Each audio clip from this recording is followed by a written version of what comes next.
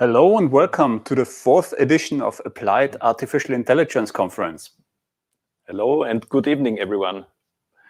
My name is Clemens Wasner from AI Austria and Matthias Grabner from Advantage Austria, the internationalization agency of the Austrian economy. Yeah, together we have been doing this AAIC now since 4 years, since the year 2018. And since it's the 4th time we're doing the AAIC, what better way to celebrate than to have 4 days full of program?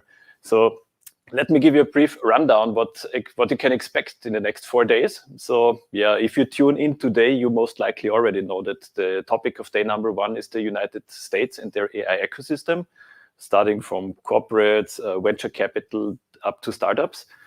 Tomorrow, we bring you a selection of corporates from different regions around the world, namely the United Arab Emirates, France, Turkey, and so on. So on day number 3, we have the so-called ecosystem day. Here we are partnering with non-profit AI organizations around the globe. So again, from the United Arab Emirates, you will see a deep dive on their ecosystem.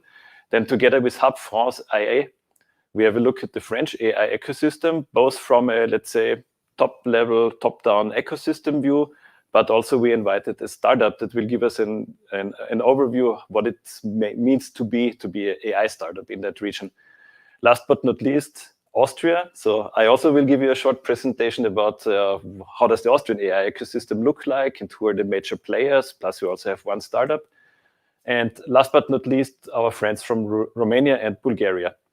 Last but not least, on the final day of the conference that we labeled like what's next in AI. On the one hand, we start in the early morning with a session by Atomico and Early Bird Ventures that provide us an overview or insights. How does the investment landscape in AI look like? What are their investment hypotheses? And how has it changed over the course of the years? Another highlight on the last day is definitely Mr. Sepp Hochreiter himself, the father of LSTM. So basically all voice assistants you ever use, this is the man. He's also the publisher of the most cited AI research paper ever published. Yeah, and with this, I would like to hand over the word to Matthias to give an overview how the networking works and how to use B2Match. Thank you, Clemens. Yeah, quite the program. Actually, too much for 4 days, but definitely something in the program for everybody of our 1,500 participants from all over the world who registered. What sets us apart from other conferences is actually, besides the interesting program, the possibility for all our participants and all our speakers to engage in pre-arrangeable one-on-one meetings, in virtual one-on-one meetings that you can join into over this platform, B2Match, that we are using here. And what I want to do is give you just a quick rundown how you would go about to join these one-on-one B2B meetings. And to do that, I'll just quickly share my screen, where I already opened the website of our conference, AAIC2021.b2match.io. And I'm already logged in as myself. And what I can do now is check the agenda. The agenda is very important because in order to join these one-on-one meetings, these one-on-one B2B meetings, I have to actually be available in one of the sessions. And here we have the first session. My time zone is the Central European time zone. And I say, yeah, B2B session, Europe and Americas. I join that one, add. And by adding this session, I indicate that I am now available to be booked or invited to meetings. And I can also book other participants, invite them to meet with me. And who can I meet? Who is available for meetings? That I can find out by clicking on participants. Here we have an overview of 1,453, it's still rising, people. And I say, okay, I'm interested in a certain kind of industry sector, for example. I say, I'm interested in renewable energy, for example. And I'm interested in renewable energy providers from, let's say, for example, the United States. Then I say I am interested in renewable energy or companies active in renewable energy from the US who are AI solution providers. And here I have a list of people who that profile fits to. I can also have a look at the companies, can click on the company to see some details, and then click request meeting. And when I click this request button, it gives me several options of time slots that I and the other person are still available at. I can just click here, 9:20, go to next, add a personal message, and send the request. So what now happens is the person received the requests in his mailbox and on B2Match and can either accept or decline my invitation. Take some time to familiarize yourself with who is participating. I'm sure you find interesting possible cooperation partners, possible clients, and companies that realized interesting use cases in the field of AI in their respective domain. Yeah.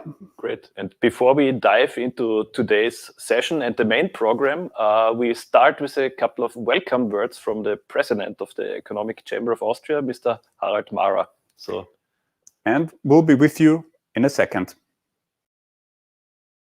Gentlemen, dear innovators, dear AI community. Today, together with all of you, we want to take a close look at the world of tomorrow and way beyond. Some of the biggest tech revelations are just around the corner though, and in many cases have become a regular part of our businesses and personal lives already. Just like AI. Artificial intelligence is no longer some nerd-driven technology with only high-tech fields of application. Today, artificial intelligence is real, it's applicable, and it's dramatically changing businesses and entire industries all over the globe.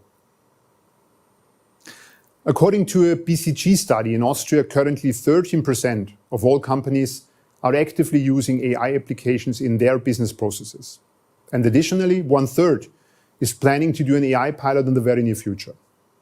Therefore, AI will definitely change general business processes and turn out to be a crucial competitive advantage. So again, talking about AI is no more an if or maybe labeled question. It's about when. Companies have to ask themselves, what's in it for us? What benefit will AI be able to bring to our businesses? How do we have to apply this groundbreaking technology to get the best out for our very own purposes? Let's have a look at some promising best practices. What's in it for the Austrian retailer Spar, for example? Established in the 50s, well known, it grew to become one of Central Europe's largest retailers, with thousands of locations, working with a high number of perishable food. Here, supply chains are a big challenge. With the help of AI, within only 3 years, Spar managed to build demand forecasting models for these fast-moving goods, using machine learning to better predict how well bananas, tomatoes, and other products will sell in certain outlets, and eventually using that data to automatically adjust orders and pricing. Another example, the Austrian industry giant voestalpine has for several years now used artificial intelligence for networked production processes, sensor-based quality control, and smart logistics. Also, it's the first industry player which implemented reinforcement learning in their supply chain management, realizing a cost reduction of around 10%. Let's move on and ask, what's in it for smaller, family-owned businesses, like, for example, the Austrian company Springer? Springer is developing and producing customized machines and conveying systems for the wood processing industry. By using artificial intelligence and developing its own IoT ecosystem, Springer is now able to analyze collected data to better predict when certain machines and parts need service and replacement. And I do have a final best practice example, something we all can relate to and have missed a lot over the period of lockdowns: restaurants. This brings me to the company Dish Tracker. Dish Tracker is used by large-scale gastronomy in order to monitor meals leaving the restaurant kitchen using a camera recognition software based on AI, automatically booking them into the POS system. This gives restaurants a better understanding of what really goes over the counter in the busiest times. Well, these various best practices illustrate very well the impact the use of AI can have on your very own business, whether a large-scale corporation or a medium-sized company or a small company. The implementation of AI will mean an enormous potential for a raise in effectiveness, speed, and all along growth. In a post-pandemic economic environment, we will not have much time to get cozy with technological change.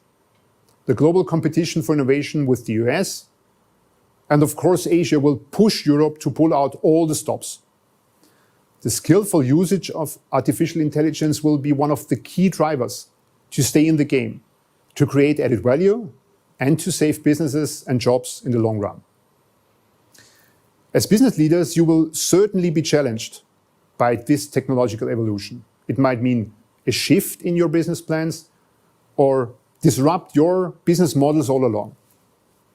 We all know change and innovation don't come easy, but applying the right tools at the right time will certainly get you ahead in these particularly competitive times. With that, I wish you an insightful and inspirational conference with some proper ideas on the most important questions here today. What's in it for you? So together, let's cross new frontiers and boldly go where no one has gone before. All the best, stay healthy, and may the force be with you. Thank you so much, Dr. Mahrer, for your opening words. And without further ado, I'm now here with Jan Bruckner, AI Network Lead at the US Commercial Service Office here in Austria. Jan, you are our partner for this fourth AI conference, and we have over 100 registered participants from the US.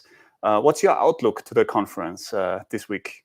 Yeah, the outlook can't be better. So as Matthias just mentioned, thanks again for the invitation, of course, also to Clemens. We are very proud to be partner of this event this year with 100+ US companies joining the event. I maybe quickly introduce myself. I'm working at the US Embassy, and my main role is really to assist on one side US companies entering basically foreign markets, including Austria, Europe, and the rest of the world, and also to assist international companies outside the US to grow in the US, set up there. And if you're interested, please get in touch. I'm really looking forward to the program. We have, I think, 5 speakers from the US just today, and 3 more exciting days just coming up. So thanks again for the cooperation. It's certainly one of the best formats I experienced so far. Definitely looking forward to it. Jan, thank you very much for your support. And now let's see if my colleague in New York from Advantage Austria in New York, Michael Friedl, the Austrian Trade Commissioner, is already online. Michael, can you hear us? I can hear you very well. Good morning from New York. Wonderful. And we give over the stage to you and to your panel. Don't forget, we have hundreds of people logged in LinkedIn and YouTube watching, and you can ask questions using slido.com with the code AAIC21. We will post a link in the chat again, so please interact. This is all live, and enjoy the panel, Applied AI in the US. Michael, the stage is yours. Thank you, Jan and Matthias. Good morning from New York. It's a wonderful summer morning here. It's very hot. And also the topic we're going to discuss is going to be very hot. It's about applied AI in the US. And as you might know, the United States is the biggest market for for artificial intelligence and applied artificial intelligence. And it's going to be a very interesting panel because we're going to be talking to a big corporate that was founded more than 130 years ago in upstate New York, General Electric, and 130 years, that's a lifetime in US terms. But we're also going to be talking to a scale-up from Austria that successfully entered the United States market, and another pillar of the AI ecosystem, venture capital firm specialized in AI, Bootstrap Labs. As we said, AI in the US is a huge market. And in the past 5 years, actually, we've had a huge increase in investment in AI-based startups here in the United States. Only last year, despite COVID and the COVID pandemic, 2020, $33 billion were invested in AI startups here in the United States. And some of them you might have heard about. For instance, there was a big exit, including Amazon's $1.2 billion acquisition of autonomous driving startup Zoox, but also a medical imaging unicorn, Butterfly Networks, with $1.3 billion, a public market debut. And we expect that market to grow in the next 5 years to $100 billion. I'm happy to host this first panel at the AAIC 21 here from New York. We have people joining us from Philadelphia, from Sweden, from Austria. My name is Michael Friedl. I'm the head of Advantage Austria US, based in New York, the Austrian Trade Commissioner here, part of the Austrian Federal Economic Chamber. So we are the official Austrian innovation and export promotion agency and internationalization agency, helping Austrian companies internationalize and enter new markets. In my case, the United States, which is the second most important market to Austrian companies. And we also work with a lot of organizations that are based in the AI field, for instance, MIT and Cambridge, close to Boston, and Stanford University on the West Coast. So we help Austrian companies also in the AI space. I'm very happy to welcome our panelists, starting with Colin Paris, who is the Senior Vice President and CTO of General Electric Digital. Colin leads a team that works to leverage technologies and capabilities across GE to accelerate the business impact and also create scale advantage for digital transformation. So he works on strategic innovations to solve customer problems, so something that we all need. And he also created and leads the digital twin initiative across GE. Before GE, he used to work for IBM. And if I go through his university achievements, I feel a little bit ashamed that I can't say the same about myself. But he holds a PhD in electrical engineering from the University of California in Berkeley, and an MS, Master of Science from Stanford, one of our partners, and from Berkeley, and a BS from Howard University. Great to have you on board, Colin. Thanks for being here. Next one on our list is Nicolai Wadstrom. He is the founder and CEO of Bootstrap Labs. That's a leading early stage venture capital firm based in San Francisco, so in the Silicon Valley, basically in the Bay Area, focused on applied AI.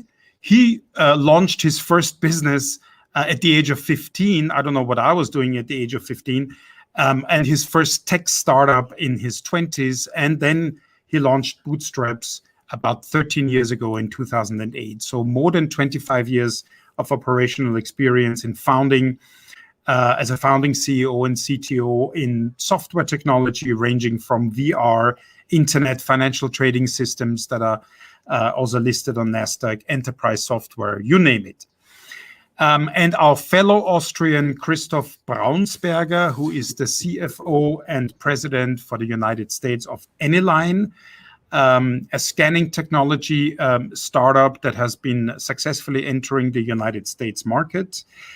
He oversees everything finance in the company and drives the growth in the biggest market in the world here in the United States.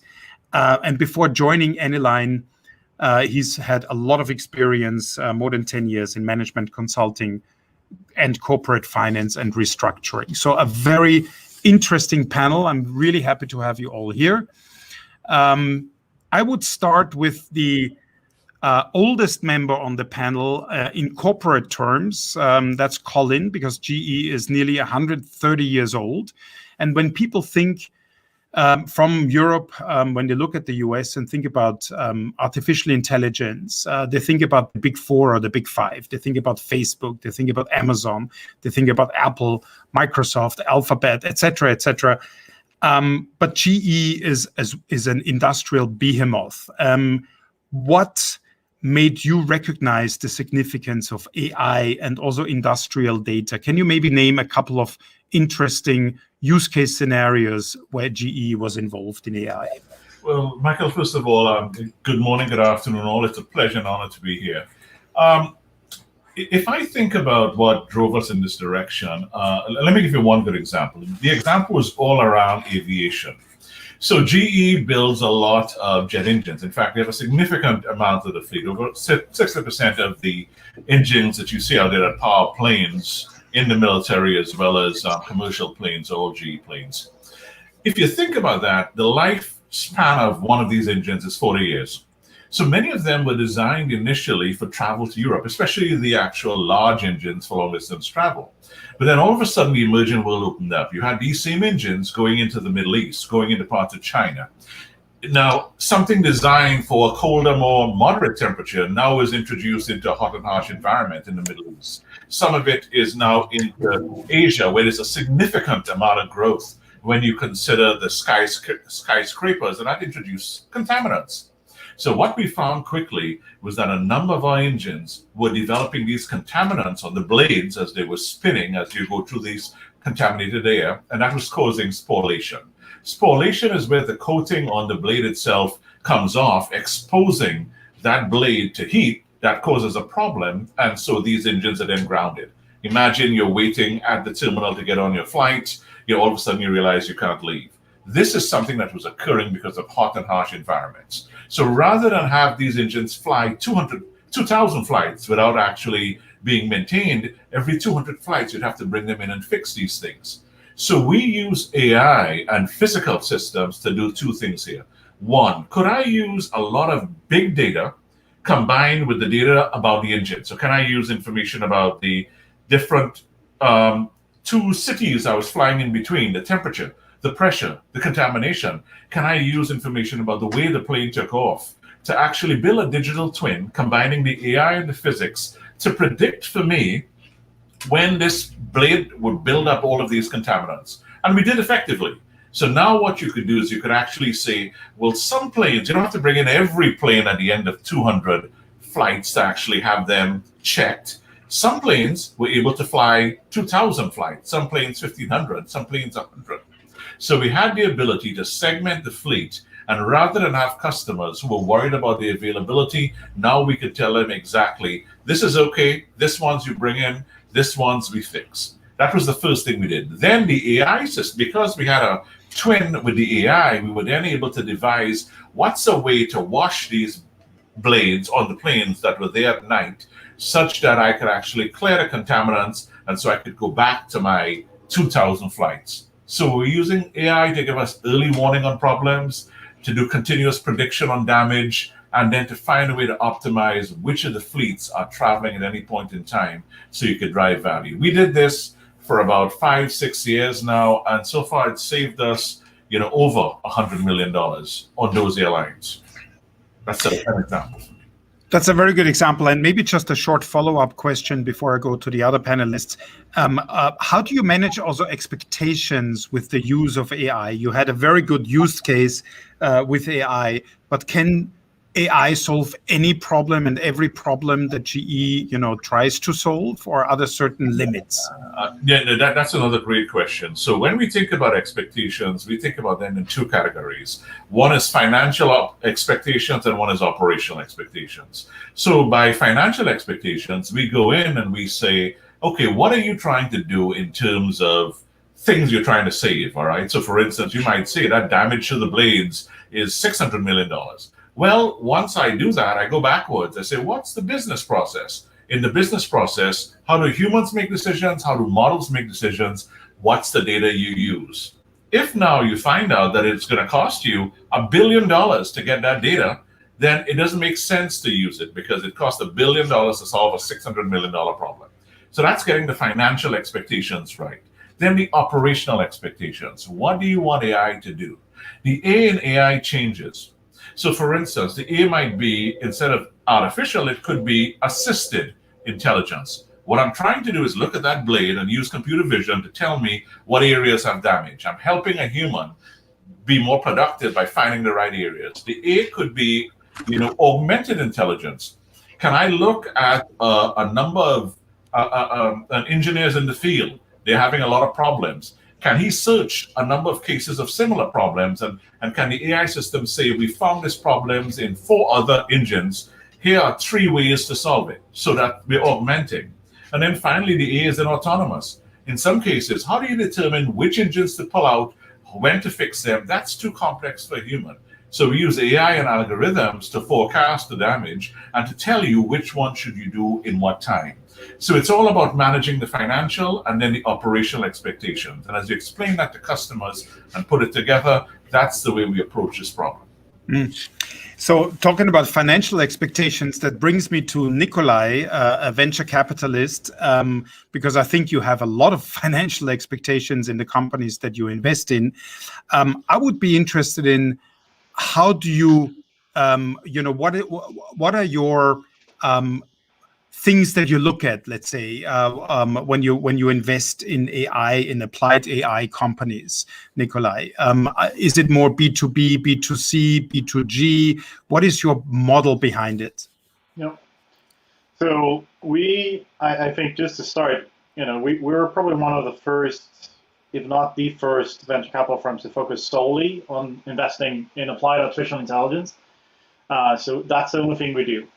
And our strategy then, when we started to look at this, was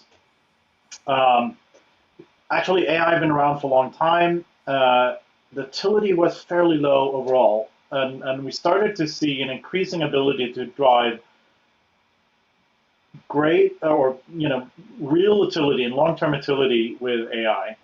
And what we're looking at, and I'll go back to share a little bit of what we learned, but our thesis is pretty simple. We're looking at we call them lighthouse areas, but pillars of society where AI can be applied to create significant efficiencies or solve big problems, right? We're looking at enterprise productivity, future work, how we work. There's a lot of thought into what Colin touched of augmenting human productivity with AI. That's an area we strongly believe in, and we think that when this really works well, you can get a order of magnitude and increased efficiencies by having humans do what they do great and AI do what it does great, or machine learning. We go into health, the health space, and we are really bad at biology, but really good at data and AI. So we try to stay on that side of the health equation of understanding the data streams and the ability to understand, for example, discover new applying existing medications to treat new diseases or new contexts and so forth, right? So AI is in that field, or other types of predictions for health purposes. Financial infrastructure, we invest in that space of how we make it more efficient. Cyber is something we're doing more and more in. We think we're living in a very vulnerable world right now. I think, unfortunately, we have only seen the tip of the iceberg of how badly affected we can be from various nefarious state and non-state actors. And building resilient, secure systems is so complex, it requires AI, so that's the increasing area we invest in. And then we invest in energy and climate, so AI applied to solve significant problems within energy in the climate area. Some of these things really touch closely to what Colin is doing at GE. There's a lot of similarities around that. And then, of course, the broader mobility, how we move things and people around is another area we're looking at. So we're basically looking at how AI can be applied by a company we invest in to make a part of that value chain much more efficient, right? And what we learned is that the narrow AI, or the narrow application of artificial intelligence, it performs incredibly well. This is how you kind of win against the Googles and the Facebooks and others that are building more generic platforms, right? So that was a long answer, but that's our thesis in a sense. That's where we invest in. Yeah. I mean, cyber was a huge issue in the US just a couple of weeks ago with the Colonial Pipeline that was attacked. And I think this is a big topic. So it's interesting to hear you're not just going for the target group, you're really going for the solution that the AI provides in the particular field. Christoph, from the Austrian perspective, you are a successful scale-up that entered the US market. Can you tell us a little bit, in your case, with the applied AI that you're bringing to the US market, what were some of the barriers? What were some of the challenges? What were some of the opportunities that you encountered that maybe some other Austrian companies can learn from? Yeah, sure. So in general, I would say that the reasons why companies fail in the US are quite diverse.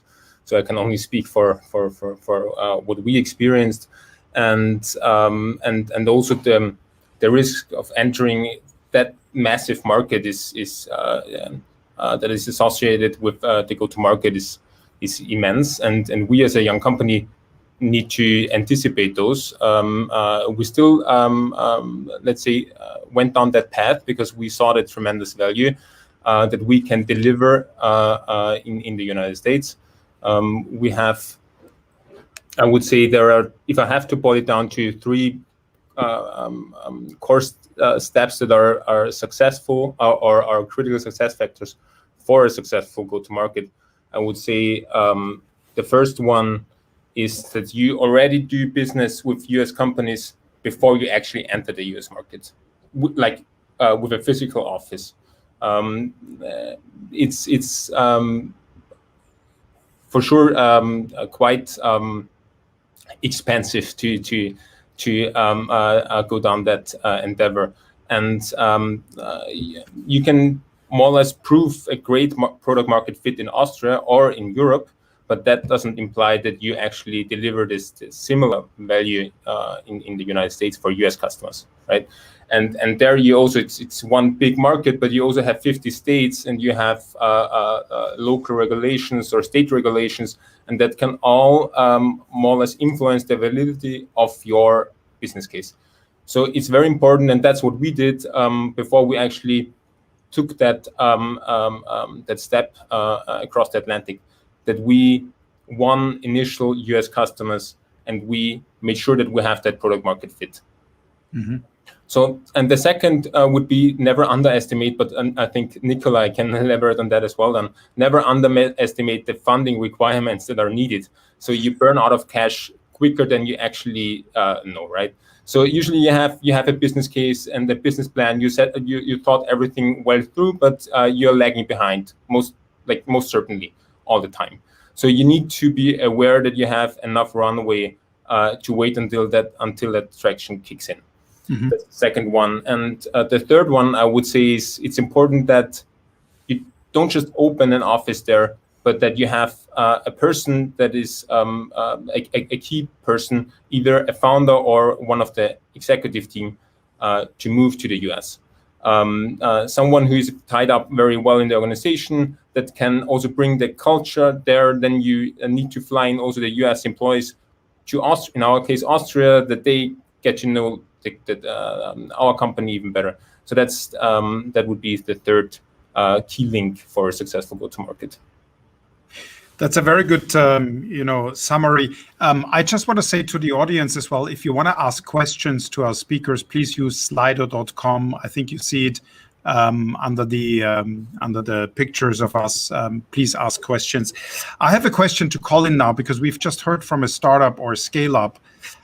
GE is a truly global company and a strong company. But I guess you also look for solutions outside your own corporate environment. Startups all over the world. How do you find solutions? Are you going out to acquire talent? Are you going out to look for new products? Are you trying to enter new market segments? How would a startup actually approach GE, for instance? Okay, that's a great question. So when we think about things in GE, we usually think about areas that are called imperatives. Imperatives are areas that are going to happen, right? You don't need too much effort to predict it. So for instance, the energy transition. We know that we're going to have to move into renewable sources at some level in order to actually get to zero carbon at some point in time, so that we can literally save our planet. That's one. Another imperative is the what we're seeing in bio right now. We just all experience, or we're still experiencing COVID. We know the healthcare systems are prone to, they don't have the strength to withstand, the systems we have, as well as we know in many cases they're too costly. So these are the imperatives we look at. So if I look at, for instance, the energy one. Because of that, we have a number of things that we've done. We have created a center for decarbonization. We've created a digital innovation center where we focus on the grid. And what we do with those things is we do two things. One is we then align GE internally to figure out how do we go after these transitions, right? Because it's huge. You not only have to put more renewable sources in terms of supply, you've got to deal with the demand. People are building solar panels. People are building with all of these things on the behind the meter side of it, new electronic EVs. How do you make all that work and keep the grid stable? So we have these centers that focus on that. We're looking internally. Then we realize you have to build a new ecosystem. So now we form partnerships. We go out there in specific areas, and the specific areas may be around things like, how do we look at behind the meter, demand managing? How do you aggregate all of those people who are buying the electric vehicles, who are putting in new kind of geothermal heat pumps? How do you aggregate that demand? And so we work with big players and small players and startups who are doing that work behind the meter.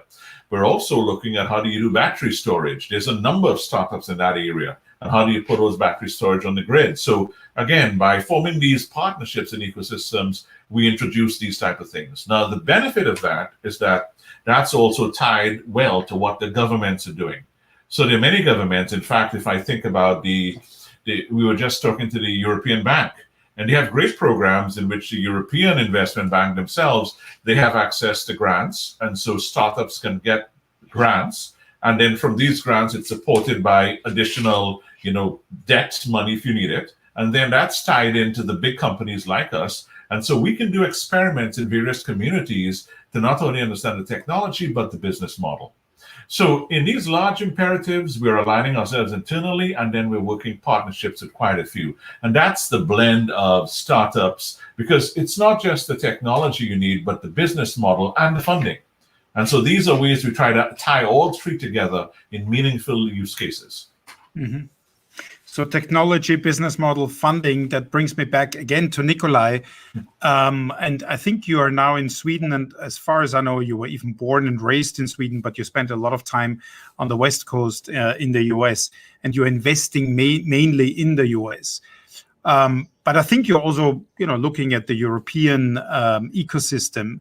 Are there any differences? What are you looking for in Europe that you might not be looking for in the US? I've been based in the Bay Area for the past almost 15 years. So, but I was born and grew up in Sweden. But I haven't lived in Sweden full time in a very long time.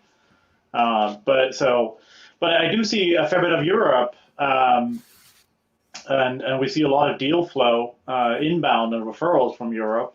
We have also, since started Bootstrap Labs in 2008. We didn't always focus on AI in the beginning. We had a more broader investment thesis, and there's a few of those companies that started in Europe that we invested. Prezi is one of them that made a great journey from Budapest to the US and built that out. So I'm thinking about some of the experience that Christoph shared. But if we look at it today and the AI ecosystem when it comes to between Europe and the US, the critical mass in the US is just so much greater. Like we have, on one end, we have had tremendous investments in building intersection between research and applied research and other areas. A lot of it actually, a lot of people don't think about this, but the US government has actively funded this very extensively for a long period of time through mainly DARPA, but a number of other efforts in the national labs and the Department of Defense. So there is a compound, learning, and then you combine that with the highly functional venture capital ecosystem to fund this innovation. We see that a lot of even though, for example, China is on a rise in publishing a lot of research reports, and there are some really great research hubs in Europe. The UK, that now left the EU, unfortunately, if you ask me, is actually the most active, I would say, and most far along.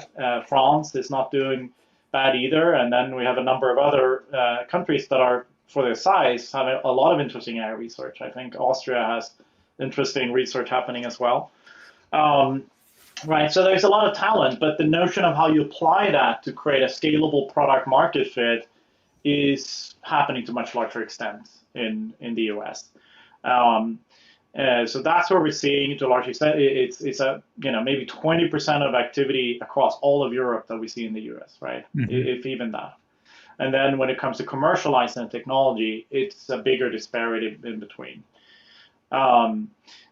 If we go back to a little bit of what kind of is more general when it comes to building startups and the difference between Europe and the US that we see, which applies to AI startups as well, it's like, for example, we invest fairly early. The mature seed cycle is a sweet spot, and you can raise a lot of money actually to prove things out in the seed cycle today. But the amount of risk you can reduce for the same amount of money is much, much greater, right? And this works really, really well, especially in the Bay Area. Whereas, for example, from our investor perspective, when we look at European AI startups, we actually want them to come a little bit further because the risk profile is quite different, right? So we're looking more if future endeavors, we are thinking about starting to invest in Europe from dedicated funds. We haven't done it yet, but if we go down that path, we're looking more closer to a round because of these differences in the ecosystem and so forth, right?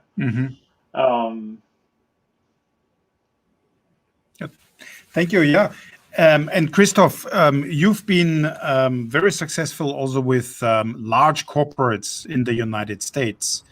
I don't want to name names, but these blue chips, when you deal with them, offering your AI solutions, do you see what are certain approaches that you see different approaching blue chips and large corporates in the United States? GE is actually one of those large corporates, not in your case, but I'm just saying in general, compared to Europe, are there some lessons learned?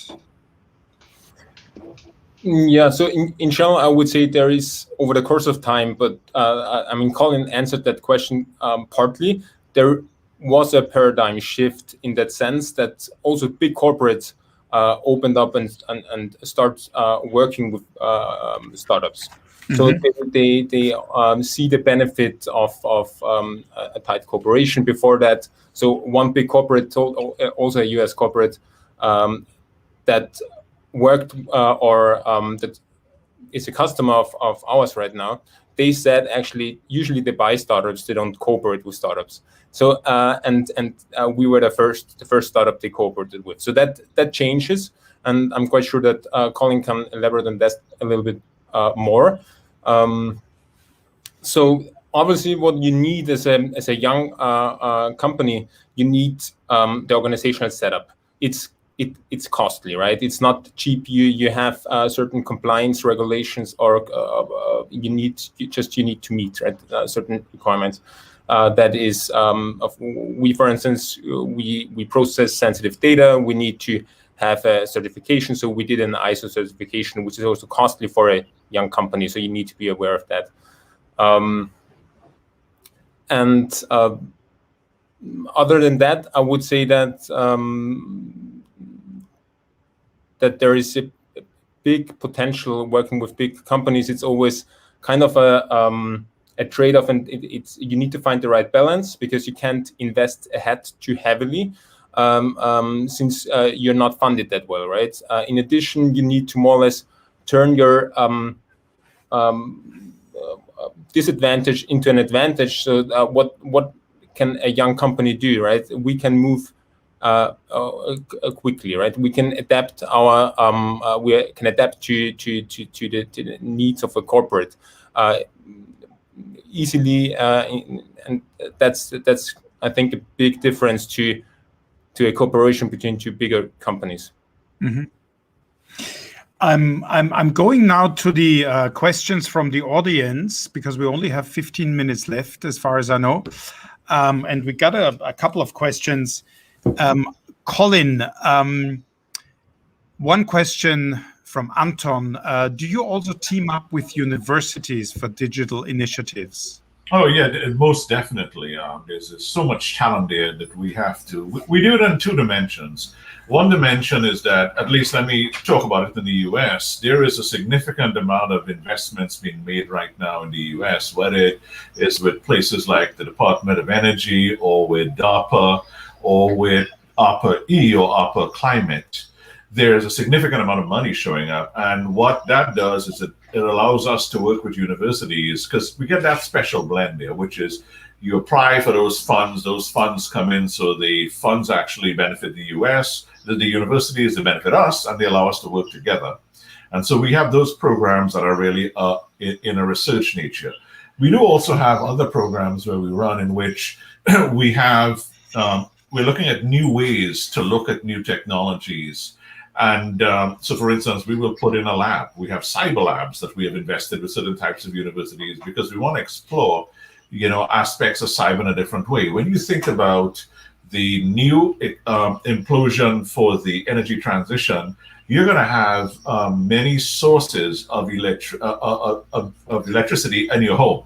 You're going to have a battery. You're going to have maybe a panel. And so for the first time, you're going to have to you will find a way into the grid, because you're going to send control signals to us, which means you have so many points, active points in which you could be penetrated. So now we are saying we need a lot more broadened consumer engagement. So now you have these actual things that you build into universities where they can work with us on broader things. So some in research and some actually in technology we already have, but using different angles around maybe consumer care as well as cyber with universities. So that is a huge factor for us and will continue to be. Mm-hmm. Thanks, Colin. Another question is more towards Nicolai, I think. There is much talk about the European artificial intelligence way, which mostly refers to ethics, etc. But from an investment perspective, Europe wants to walk the PPP route, or route, I should say, as an American. Nicolai, what's your take on that approach? How honest do you want me to be? I want you to be really honest. I'm just, well, here's my stance as not only an investor, but somebody looking at how do we drive the envelope of innovation to improve, society as a whole. Because I think at the end of the day, me as a venture capitalist, that's how our business model is to own a piece of companies that become big and really valuable. So with that mindset, that means it needs to drive lots of utility broadly in society, right? I think the European way of building legislation for these things is highly flawed in my book, right? Mm-hmm. GDPR is a great example of a legislation that even if you fulfill parts of it, you're actually violating other parts of it. That's just to start, right? And it doesn't even address some of these core elements of privacy that I do think is important, and we do need regulation, right? For example, medical information is not very well regulated, which has been regulated in a very good way for a long time in the US for HIPAA, right? We can always complain about that, but overall, I think it works quite well, the HIPAA model, right? So my point with this is that what I've seen in the US, being European, but spend now probably most of my professional life in the US, is that there is the public-private collaboration is pretty extensive in the US. It actually is much bigger than I see in Europe. It actually is more of a partnership versus the public tells the private what to do, right? So it's not a top-down approach. So going back to, I'm actually concerned about this new initiative where we try to over-regulate the AI models and how it's applied without actually going out and having a more collaborative approach with the private, with the innovation, with the researchers, with everybody that's actually part of the ecosystem. Because this is one of the biggest shifts of technology for mankind. And to believe that we can understand it this well, this early, is naive in my book, right? So what's needed is a more collaborative approach to figure this out. So I think there is not a European way either, because this is a global thing. We need to figure this out on a global level. I've been involved in some of the discussions in the United Nations around AI ethics, which I think is very sound, and it's important that we have them. But I think I'm looking for a more collaborative approach. So that, said, and then going back to the public-private, as I mentioned before, the models of how you actually work with public and private, not just on the regulatory side, but also on research and development, is really fascinating in the US. I want to see more of that in Europe, right? And a lot of, I had this conversation many times, including with, a panel with some Secretary of States many years ago from the US and some European politicians, is where, the amount of money the US government actually spends per capita on supporting small businesses and innovation is actually the highest in the world. But there's this perception that the US is all, private. Not true. There's a very collaborative partnership model, right? But I think it has its flaws, but I want to see more of that in Europe. So that's a long-winded answer to say I don't think there is. I think the EU is shooting itself in the foot a little bit with these efforts. Mm-hmm. I like to see a slightly different approach, right? No. It's a shame we only have 8 minutes left because there's quite a lot of questions. I would go maybe for one question that goes hand in hand with maybe the previous one. Why not create an interstate or an international, I guess, AI ethics council? AI makes it possible to completely transform every aspect of our lives, including our daily routine, the way we are organized, our health, our security, etc., etc. In many ways, this will focus us to rethink, also to answer the question, what does it mean to be human in an AI-driven world? So I would direct this question to all three of you. What does it mean to be human in an AI-driven world? Maybe Colin or Christoph, because, yeah.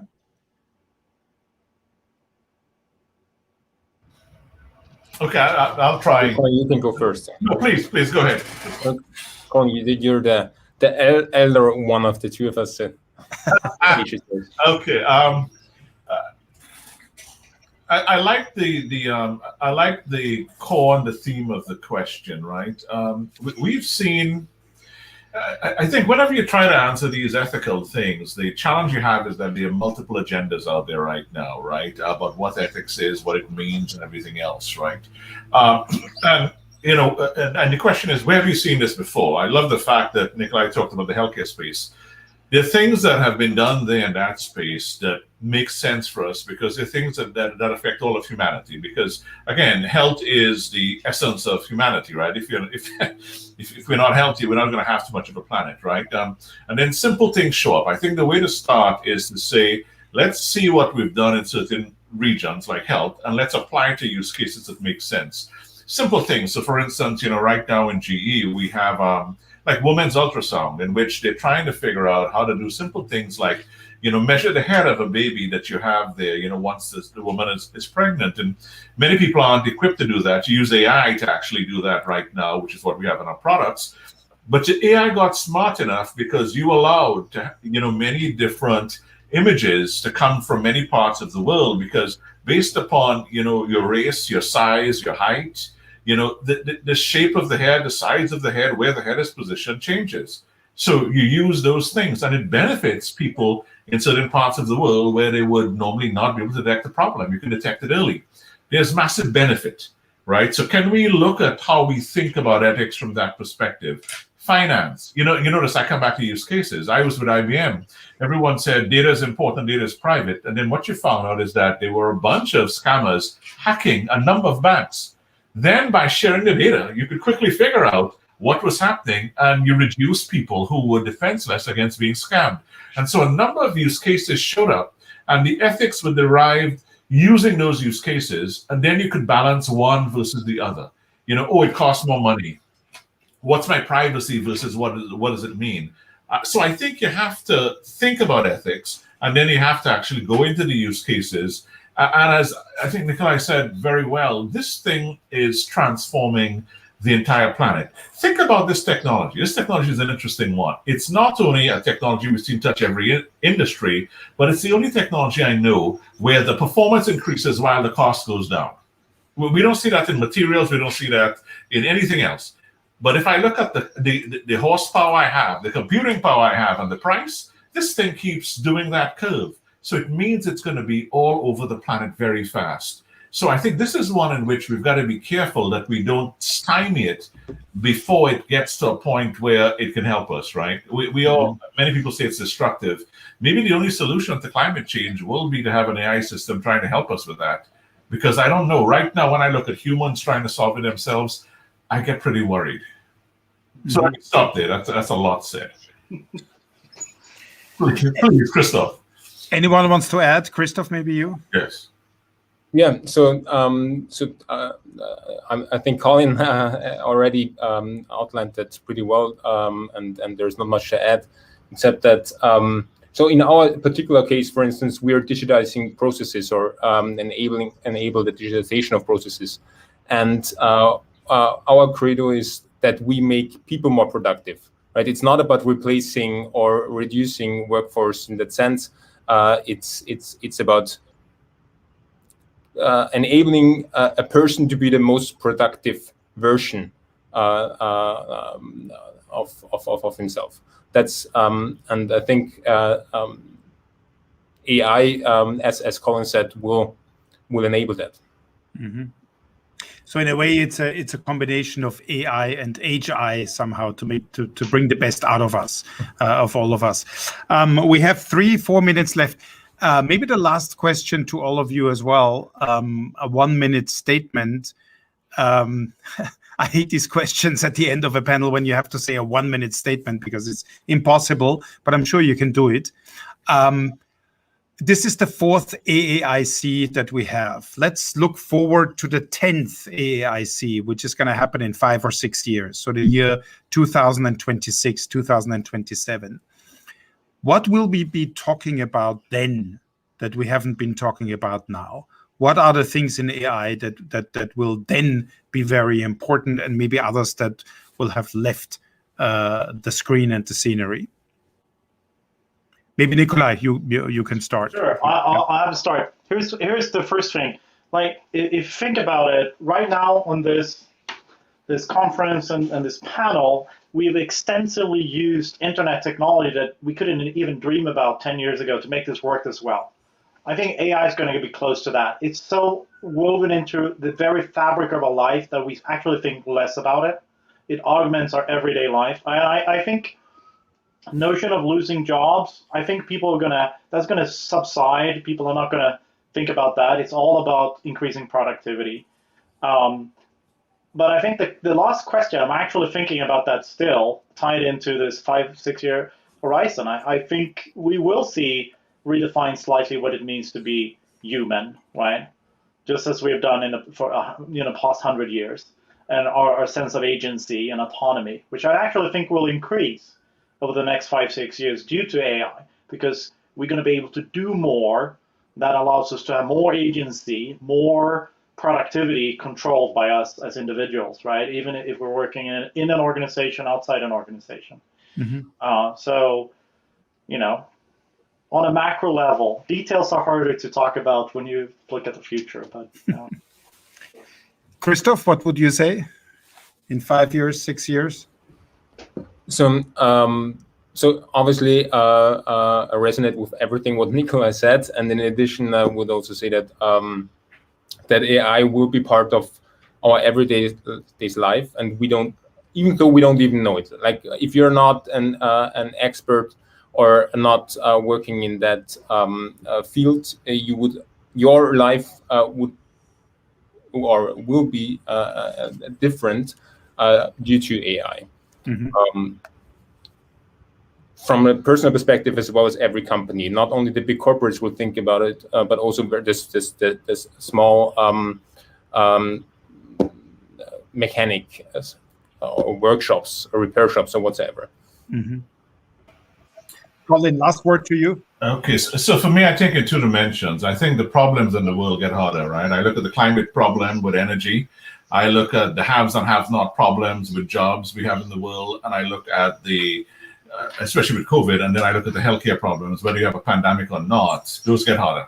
Then I have a hope that says to me, AI comes together with things like 5G. I have more data, more latency, and maybe even quantum. I have more processing to actually give me a platform where the innovative people in the world can go solve these problems. And maybe, part of that would lead to space. Who knows? But I'm looking at this technology to help us as humans evolve to the next level on internal problems as well as the problems of the future. That's yeah. Sorry. I just want to add something there, Colin. Something you said priorly, which I think is so fundamentally important here, that adds to what you just said, and it's this fact that the power and the output of AI grows exponentially while the cost goes to zero. Mm-hmm. And what that means is that it quickly becomes ubiquitous, right? I have an iPhone somewhere here. The amount of machine learning compute that this little handheld device can do, 10 years ago, I told you guys that it could do this, you wouldn't believe me. You're delusional. That's impossible to put you in a pocket, because that's almost, a rack of computers to get even close to it, right? And now we run around and use it every day, all the time. So the fact that that's happening actually addresses what you said, like this disparity of access to the less fortunate part of the world, right? The use of this technology is getting cheaper and more accessible by the minute. And that increases, I think, over time, quality of life for everybody. That's the opportunity, I think. Right. I agree. Well, thank you very much. I mean, we tried, this was a tour de force. We tried in 45 minutes to get through all the topics. What I take away a little bit is that, as you said, Nicolai, AI is growing tremendously. It will be in every field in our personal lives. But what I also take away is that AI might actually make us become more human again, you know, and decide who we are as human beings and approach AI in a more humane way. Let's hope, at least. I want to say a big thank you to Colin, who is in Philadelphia, to Nicolai, who is in Sweden, and to Christoph, who is in Vienna. So a really multinational panel. Very much thank you again. If you have any questions regarding AI in the US, please also approach us, the Austrian Trade Commission in New York, your outpost, Austrian outpost in the US. Thank you very much again, and I switch over again to Matthias, I guess, in Vienna, and Clemens. Good to see you. Yes, thank you very much, Michael, for the panel, and to the panelists. It was super insightful. Yeah, I especially picked up some new lines about investment policy in the European Union. Thanks for that, Nicolai. I will get back to you on that topic. That escalated quickly. Thank you so much, Michael, Nicolai, Colin, and Christoph. And best wishes, and hope to talk to you soon. Yeah. And yeah, we would like to directly flip over to our next speaker, to Mr. Rick Ryder. He's already in the waiting room. Let's see if we have a connection to Rick. Yes. Just a quick introduction to Rick Ryder. He's the VP of Product Management at Infor, a company that was acquired by Koch Industries in 2020. It's one of the world leading companies in cloud automation software specialized by industry. And they have around 16,000 employees in, I think, 175 countries. That's in all countries. So we are very happy to have with us, and let's see, Rick Ryder, VP Product Management of Infor. Hello, Rick. Hey, guys. Can you hear me okay? Yep, perfect. We hear you loud and clearly. And what we will do today is, as you already know, when talking about AI in business, the discussion is never about technology as much as about strategy and about what innovation really is. And we talked before about what you will present and share today. And please use the opportunity to ask Rick questions in the Slido. We'll share the link again. He will do a short presentation, after which we will join you back again for the Q&A. Rick, the stage is yours. Yep. See you later. Excellent. Let me switch these. How's that? A little better?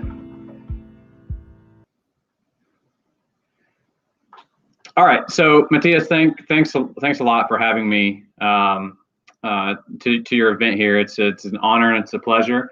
So, as mentioned, my name's Rick Ryder. I'm a VP of Product Management here at Infor, and I have /Coke on here. More recently, in the past few years, Coke, if you're familiar with the brand globally, fully diversified portfolio of companies, of highly successful companies, and Infor is their latest investment into that. So I work heavily with a lot of our different Coke companies globally on their software implementations, and ultimately, how can we look at some of these more advanced technology features. So one of the things that's near and dear to our heart is applied AI. I've been at Infor for about 9 years. Was the original person who started what we call the Coleman AI platform, and starting to figure out how we can embed true machine learning into experiences for our customers and users. And we're starting to make a lot of success. So what I thought I would present to this group today, we'll go through a little bit of what our experience has been, our perspective, even show you one of our customer showcases, as we call it, in the form of a customer video. But I want to start off just by saying, when we talk about applied machine learning, I think we all need to be very honest with ourselves and how prevalent is this today? And to be quite honest, from our point of view, it's not that prevalent. But that does not mean that there's not a massive opportunity for those companies and organizations that can figure out how to start getting incremental value from a lot of these different things. So, some of our market observations when it comes to buyer profile and a lot of the different CIOs that we work with is that a lot of these types of innovations are always considered risky.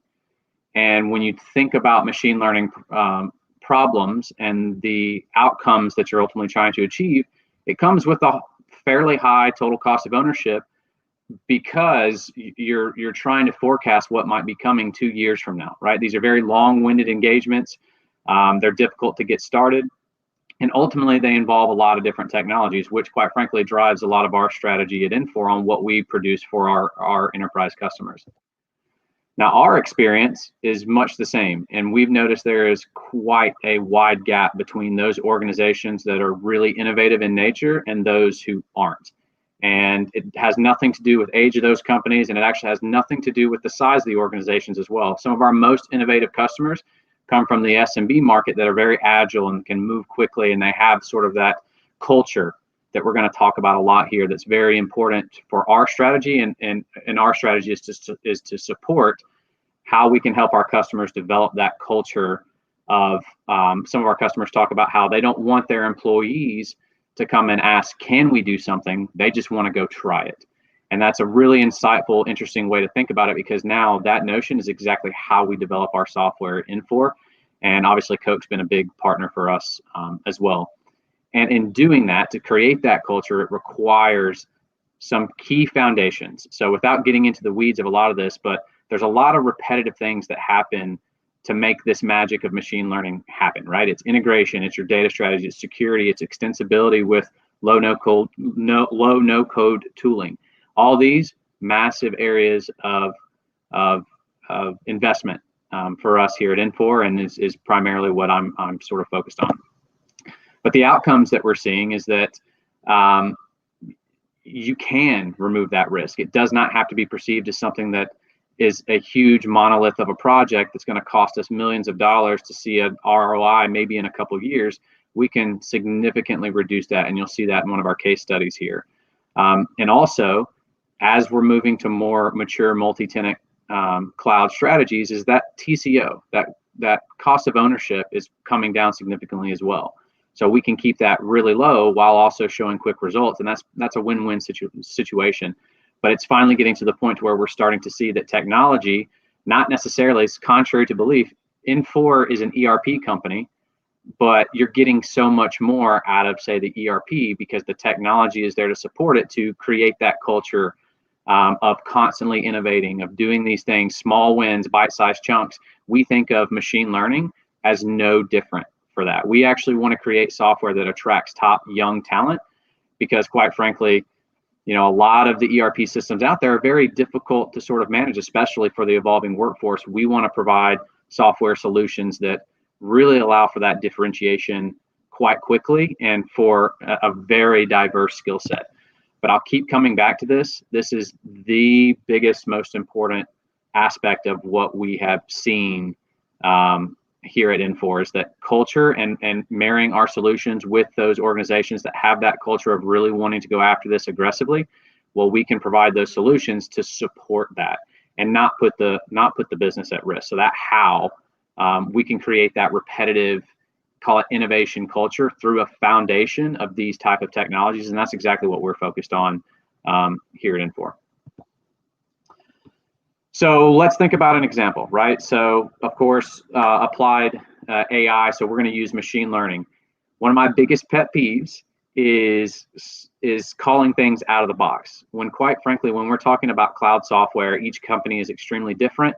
Out of the box is overused. But how close can you get to out of the box? You can get pretty close, back to my previous slide, if you have that core foundation. So I'll use this as an example. The video that you're about to see with Pilot Flying J, big retail, primarily in the petrol business here in the US, had a particular opportunity that they wanted to go after. So we built an anomaly detection model based on their financial data. We created an analytical dashboard for them to be able to visualize when anomalies are occurring that equals massive amounts of value, right?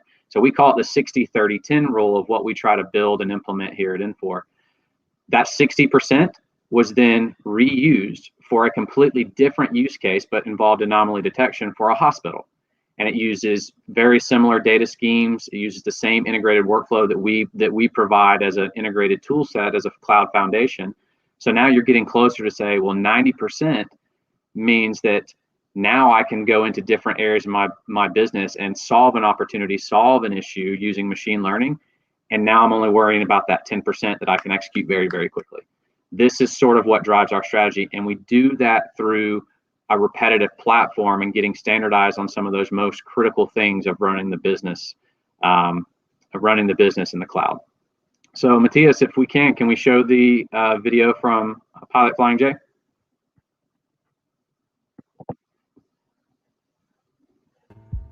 David Clothier, Vice President of Finance, Treasurer Controller with Pilot Travel Centers in Knoxville, Tennessee.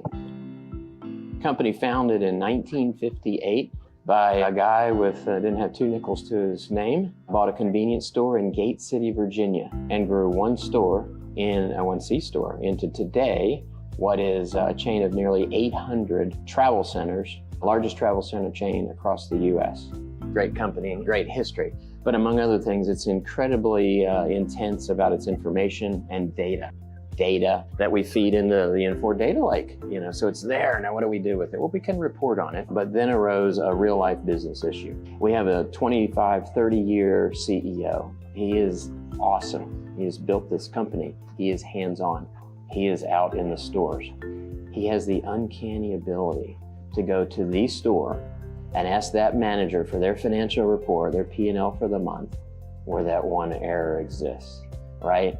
And when he sees it, he questions us like, hey, I'm in Lost Hills, California. Why in the world is the margin this? When right down the street, the margin is 5 cents more. Well, that has a lot of repercussions. One, there could be an error. We hate that. We don't hate that.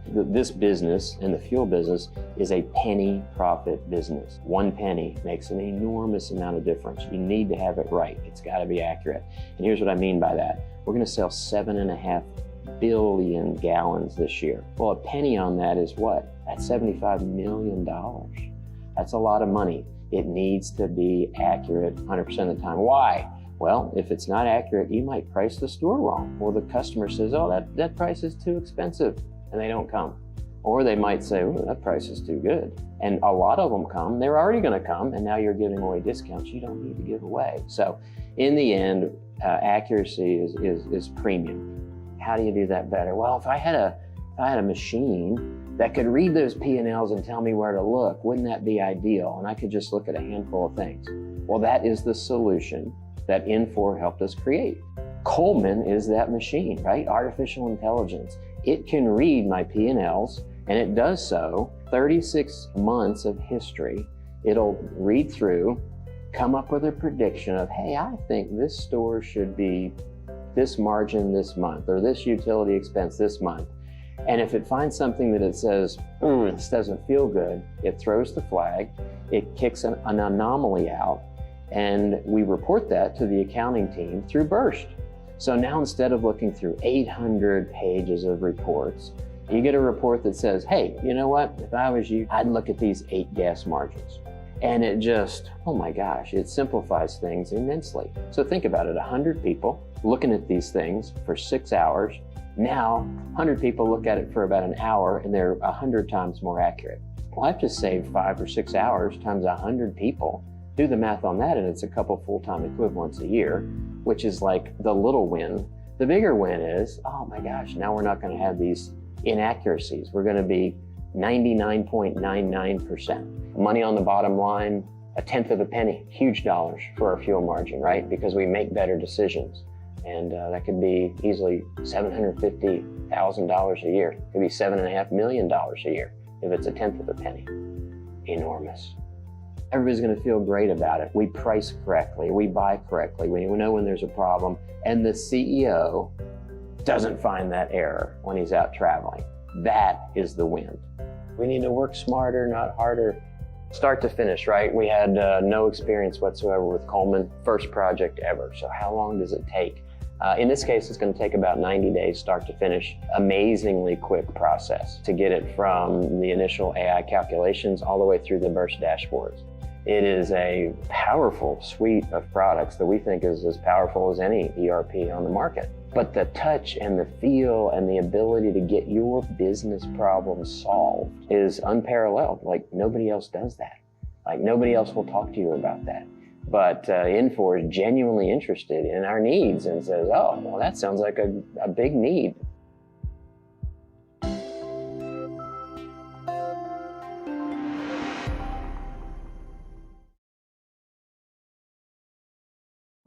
Thank you for that, guys. Really appreciate it. The whole purpose of showing that video was really, it's not supposed to be an endorsement for Infor. It's more of our mindset of how we're approaching these types of opportunities at Infor and with our customers, is that when it comes to applied AI or applied innovation in general, we can even move it into innovation, low code, no code. It's being able to do things in sort of bite-sized, manageable chunks, and not having to expect that you need this massive engine to be able to do a lot of these different things. So we take a lot of pride in having the foundation and creating the culture that we can go off and do this case study with Pilot Flying J, one of the largest companies in the US, especially in their field, in their business. And like David mentioned, it was done within 90 days. So the ability to look at problems and execute quickly, that's going to show up in some of the recommendations that I'm going to show here. So let me get back to my presentation for a second.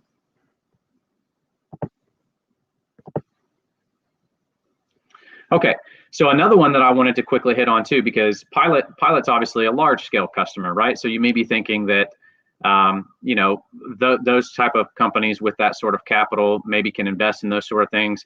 We've actually seen even faster progress in our SMB market. So Midwest Wheel, one of my favorite customers that we work with on the distribution side, they've taken their technology and adopted a culture to where they've done some incredible things. They have self-implemented their hybrid environment, meaning they run their ERP on-prem, but yet they do all their innovation with us at Infor in the cloud when it comes to their data and integration and machine learning.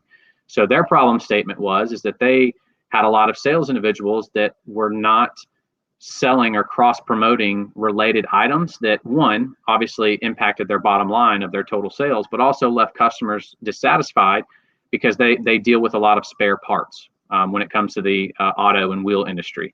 So the ability to make sure that real time, based on the customer profile, based on the buying patterns, based on how certain products are segmented, our solution now goes in and says, hey, with a high degree of success, we can recommend that you need to offer this to the customer at this point in time because it's going to make them happier and more successful in their business.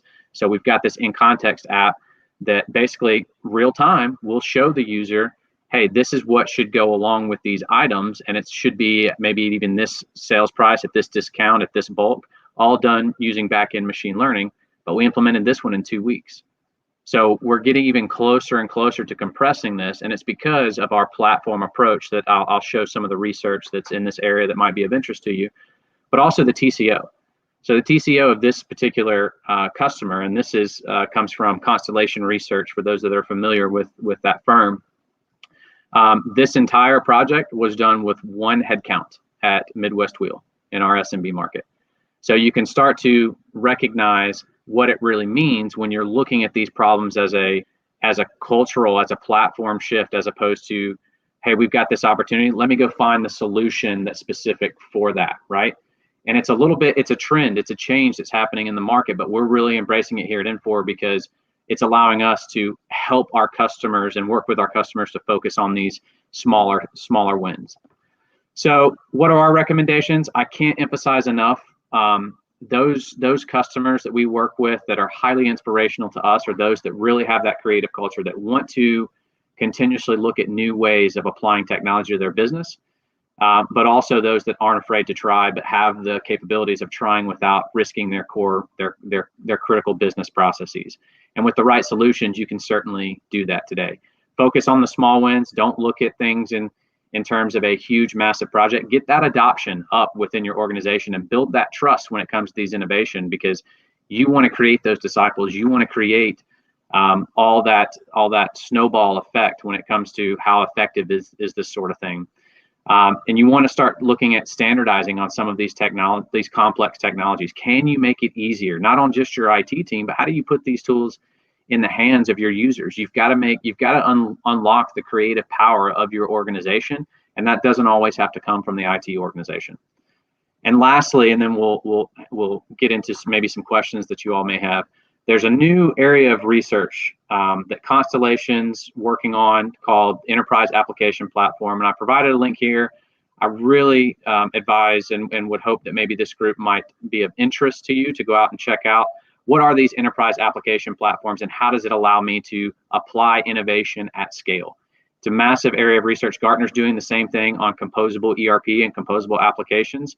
This is really driving our direction as a technology firm, but we're really using that to look at how innovation is a cultural shift within all of our customers, and that's our primary focus at Infor. Okay, thanks, Matthias.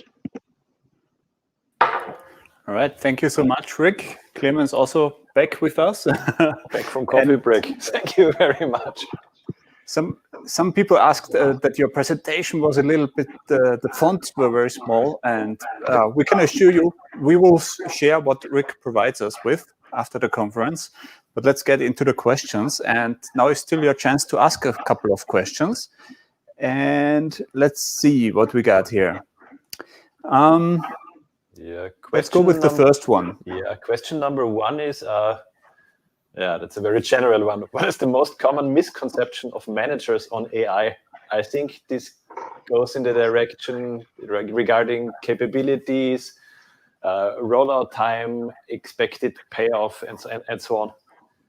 Yeah, exactly. And that is a massive misconception, is that it has to be this pricey engagement. And the biggest thing that we hear about is how IT may want to do something, and you still have the back and forth between IT and finance over, okay, I want to do this. Let's say I have an optimization problem, or I want to do some demand forecasting to better enable my sales team or my production capacity in industrial manufacturing.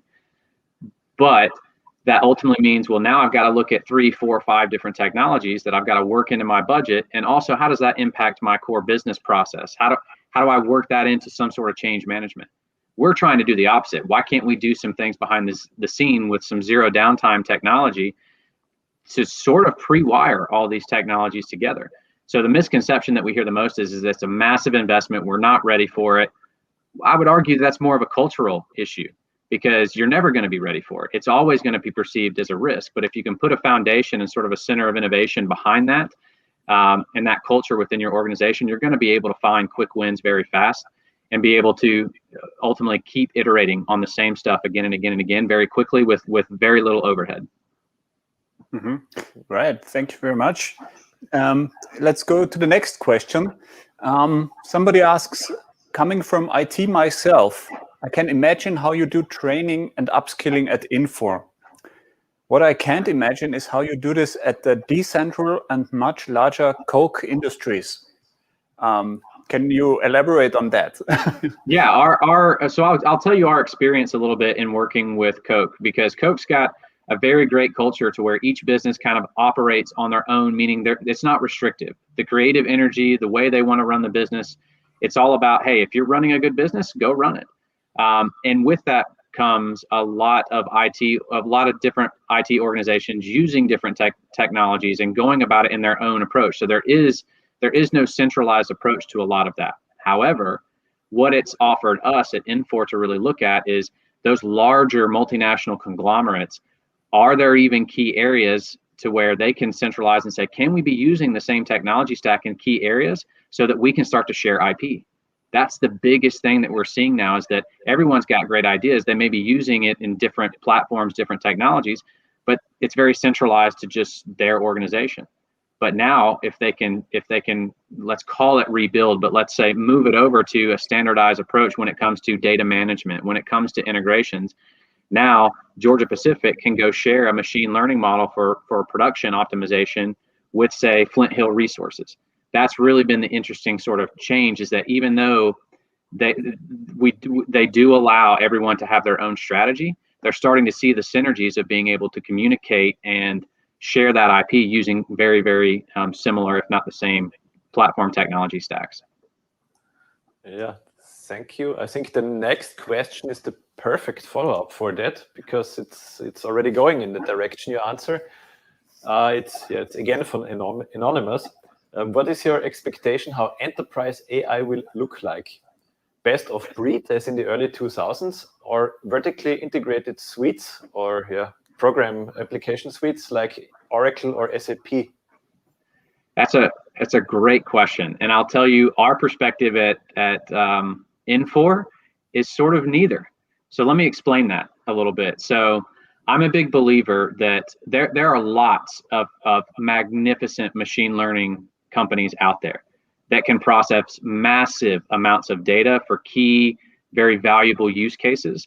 They're gonna be best of breed that can be excellent at those particular use cases. Now, on the ERP side, with say the Oracle, SAP, and let's group Infor into that as well, that you're always looking for these embedded. Can we, in a vertical stack, can we start to expose a lot of these things, within the products that are maybe a little bit smaller scale, but at the same time don't necessarily offer the flexibility of going from customer to customer. We want to play in the middle ground there, if that makes sense. So we want to be able to be open to where, yes, we might be able to provide you some key out-of-the-box machine learning things, but we also want to make that highly differentiated for you as an individual, even within the same industry as another customer, right?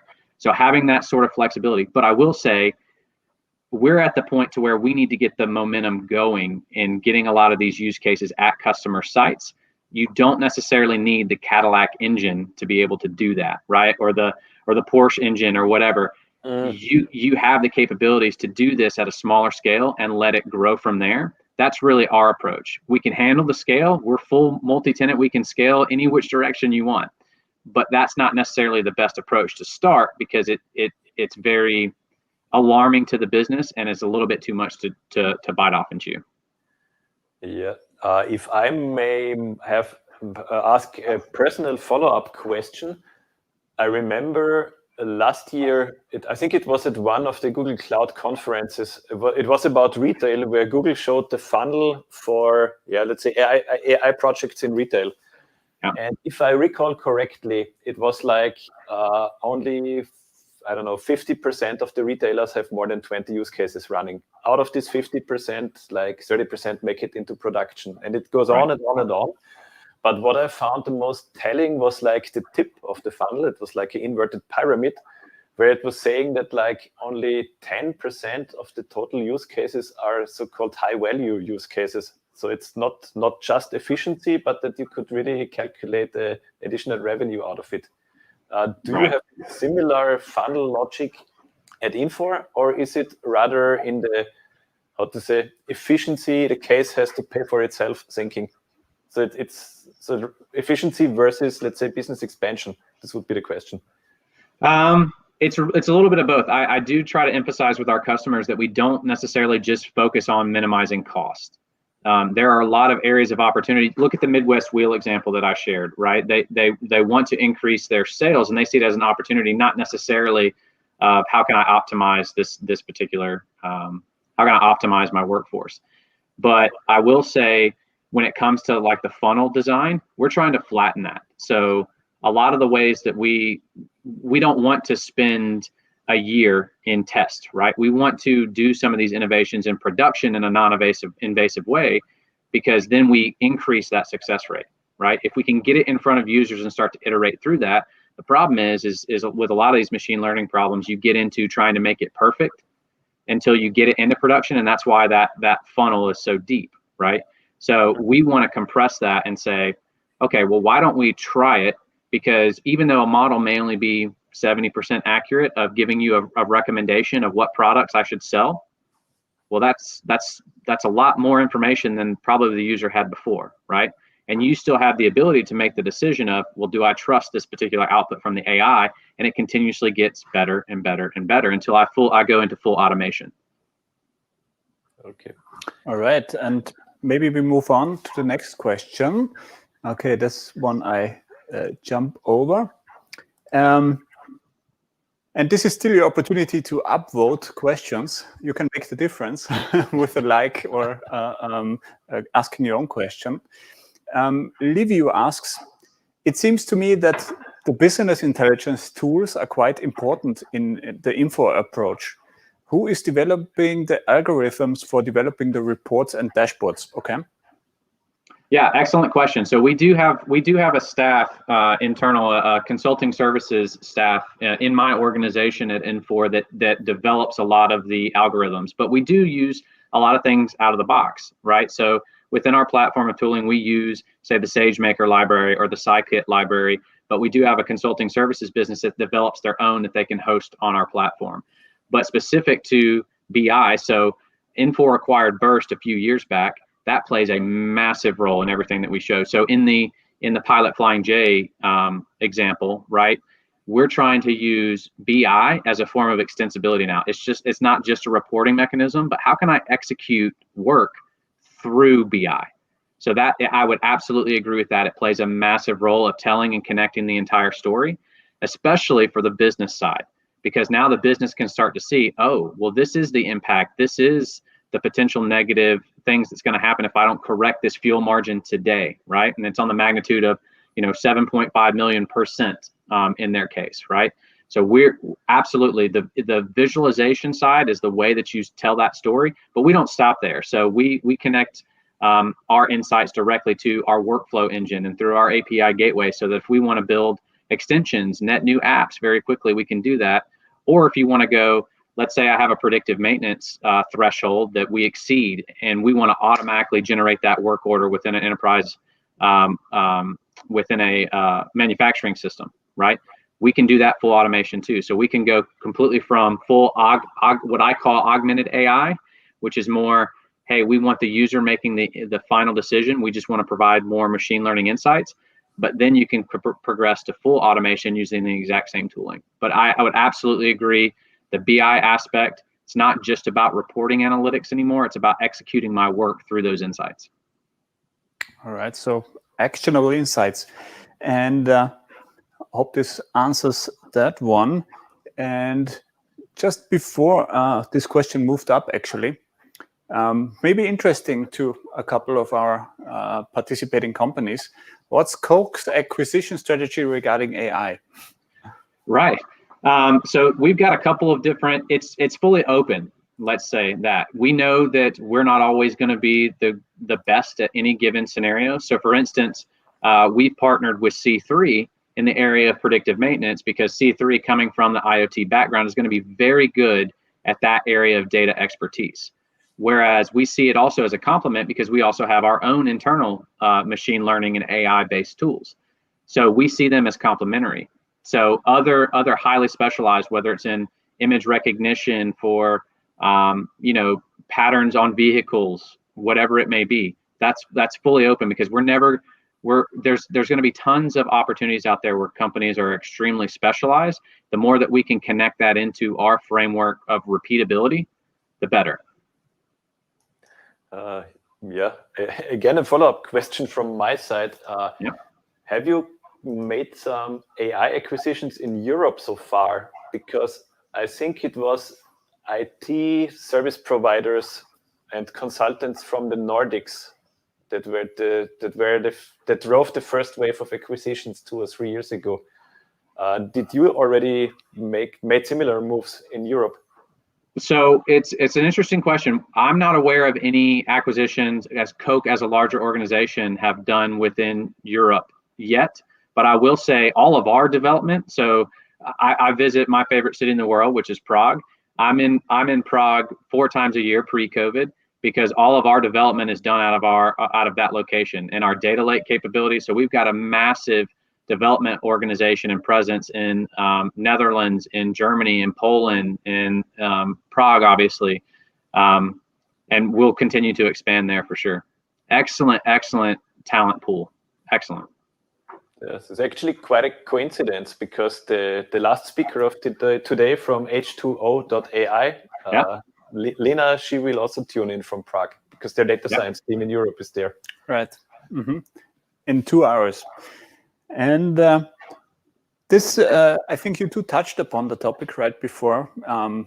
There are not many real operative use cases, and there are even less use cases that drop a profit. And I think it's a lot about scale. And Beat wants to know, does machine learning scale down? What if your center of innovation consists of half a full-time job? Most businesses are still SMEs. So yeah, that's true. So the way I'm reading this particular question, maybe not just from a technology perspective, because of course it can scale down, meaning that you're only going to consume your amount of resources based on the data problem that you have. But we have this notion of, okay, so citizen development, it's been a big movement for the longest time, right? Our approach is, and you're seeing this with, C3's got Ex Machina now, but we're trying to get to a low no code environment, even for applied machine learning, right? So the more that we can say, oh, well, you don't have to know how to tune algorithms, we'll do that for you. Or we'll run it through 8 different algorithms and optimize and choose the best one for you using a model zoo type component.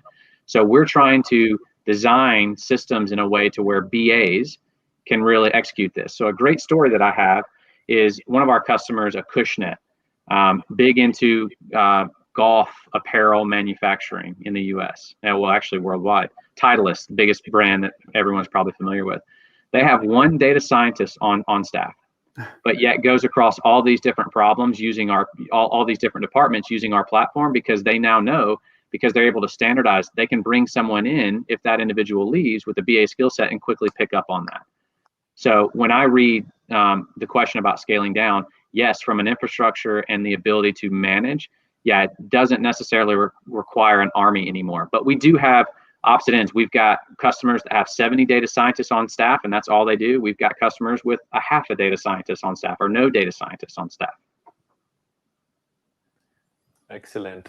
So I think here we still have time for 1 or 2 questions. Yeah, Clemens, do you want to pick one, or please upvote one? or Rick picks one, even better. Rick, you can pick a question actually if you just have a quick look.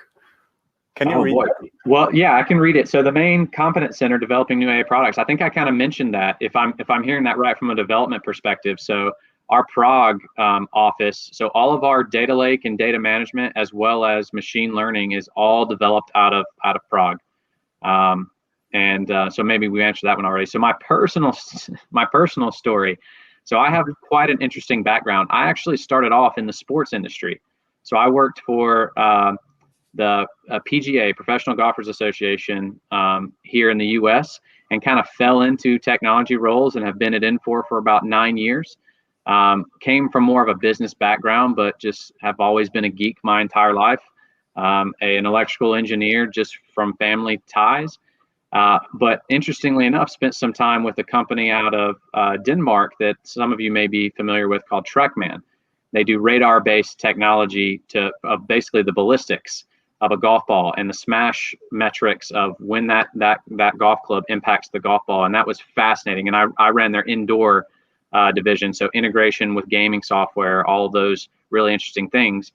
But then I kind of fell into more of the general technology when it comes to integration, data management, and I led the product management organization for that for a while. And ultimately, at the end of the day, what drives me now is that the technology allows us to solve really interesting problems, and that's what I love doing. But I come from a very interesting, diverse background. But I've spent a lot of my time. I might as well live in Europe for half of my life, as much time as I've spent over there with the various organizations. Mm-hmm. This question got a lot of upvotes right now. So, all right, thank you very much, Clemens. You can also pick a question. Yeah, I would immediately go with the first one, because this is something that is, especially on the background of lack of AI talent, many companies ask themselves, what should their make or buy, or let's say build or buy strategy be? Right. And which, let's say, what is the rationale for either doing one or the other? I would say it depends on what your long-term strategy is and how serious you want to make it, right? So in the short term, it's totally okay if you want to hire someone in to come solve this particular opportunity. But eventually, you're going to want that core competency within your own organization, because every company out there is a data company. No matter what you're doing, what you're selling, what you're building, that's going to be a core competency that eventually you're going to want to build upon, let's say. But there's a variety of options out there. Managed services, meaning, you want a company like Infor to come in and potentially administer and regulate this as if they were a full-time employee for you. That's an option. But the more that you're going to get more exposed into this different area of innovation, whether it's machine learning, whether it's natural language processing, which we're starting to look into, or whether it's extensibility or low code, no code, it's something that you're going to want to do more and more as your business changes. And the more that you can have experts internally for that. But I will say the experts don't necessarily have to be data scientists, right? If you can find solutions to make those that are ambitious about solving problems, giving them the tools to do that without having to have, the data science expertise, let's say, the better that you're going to be. So it is probably a hybrid for now, but I can't stress enough to create that culture of wanting to do more and more over the next 5-10 years. It's something you're going to want to build a core competency center internally.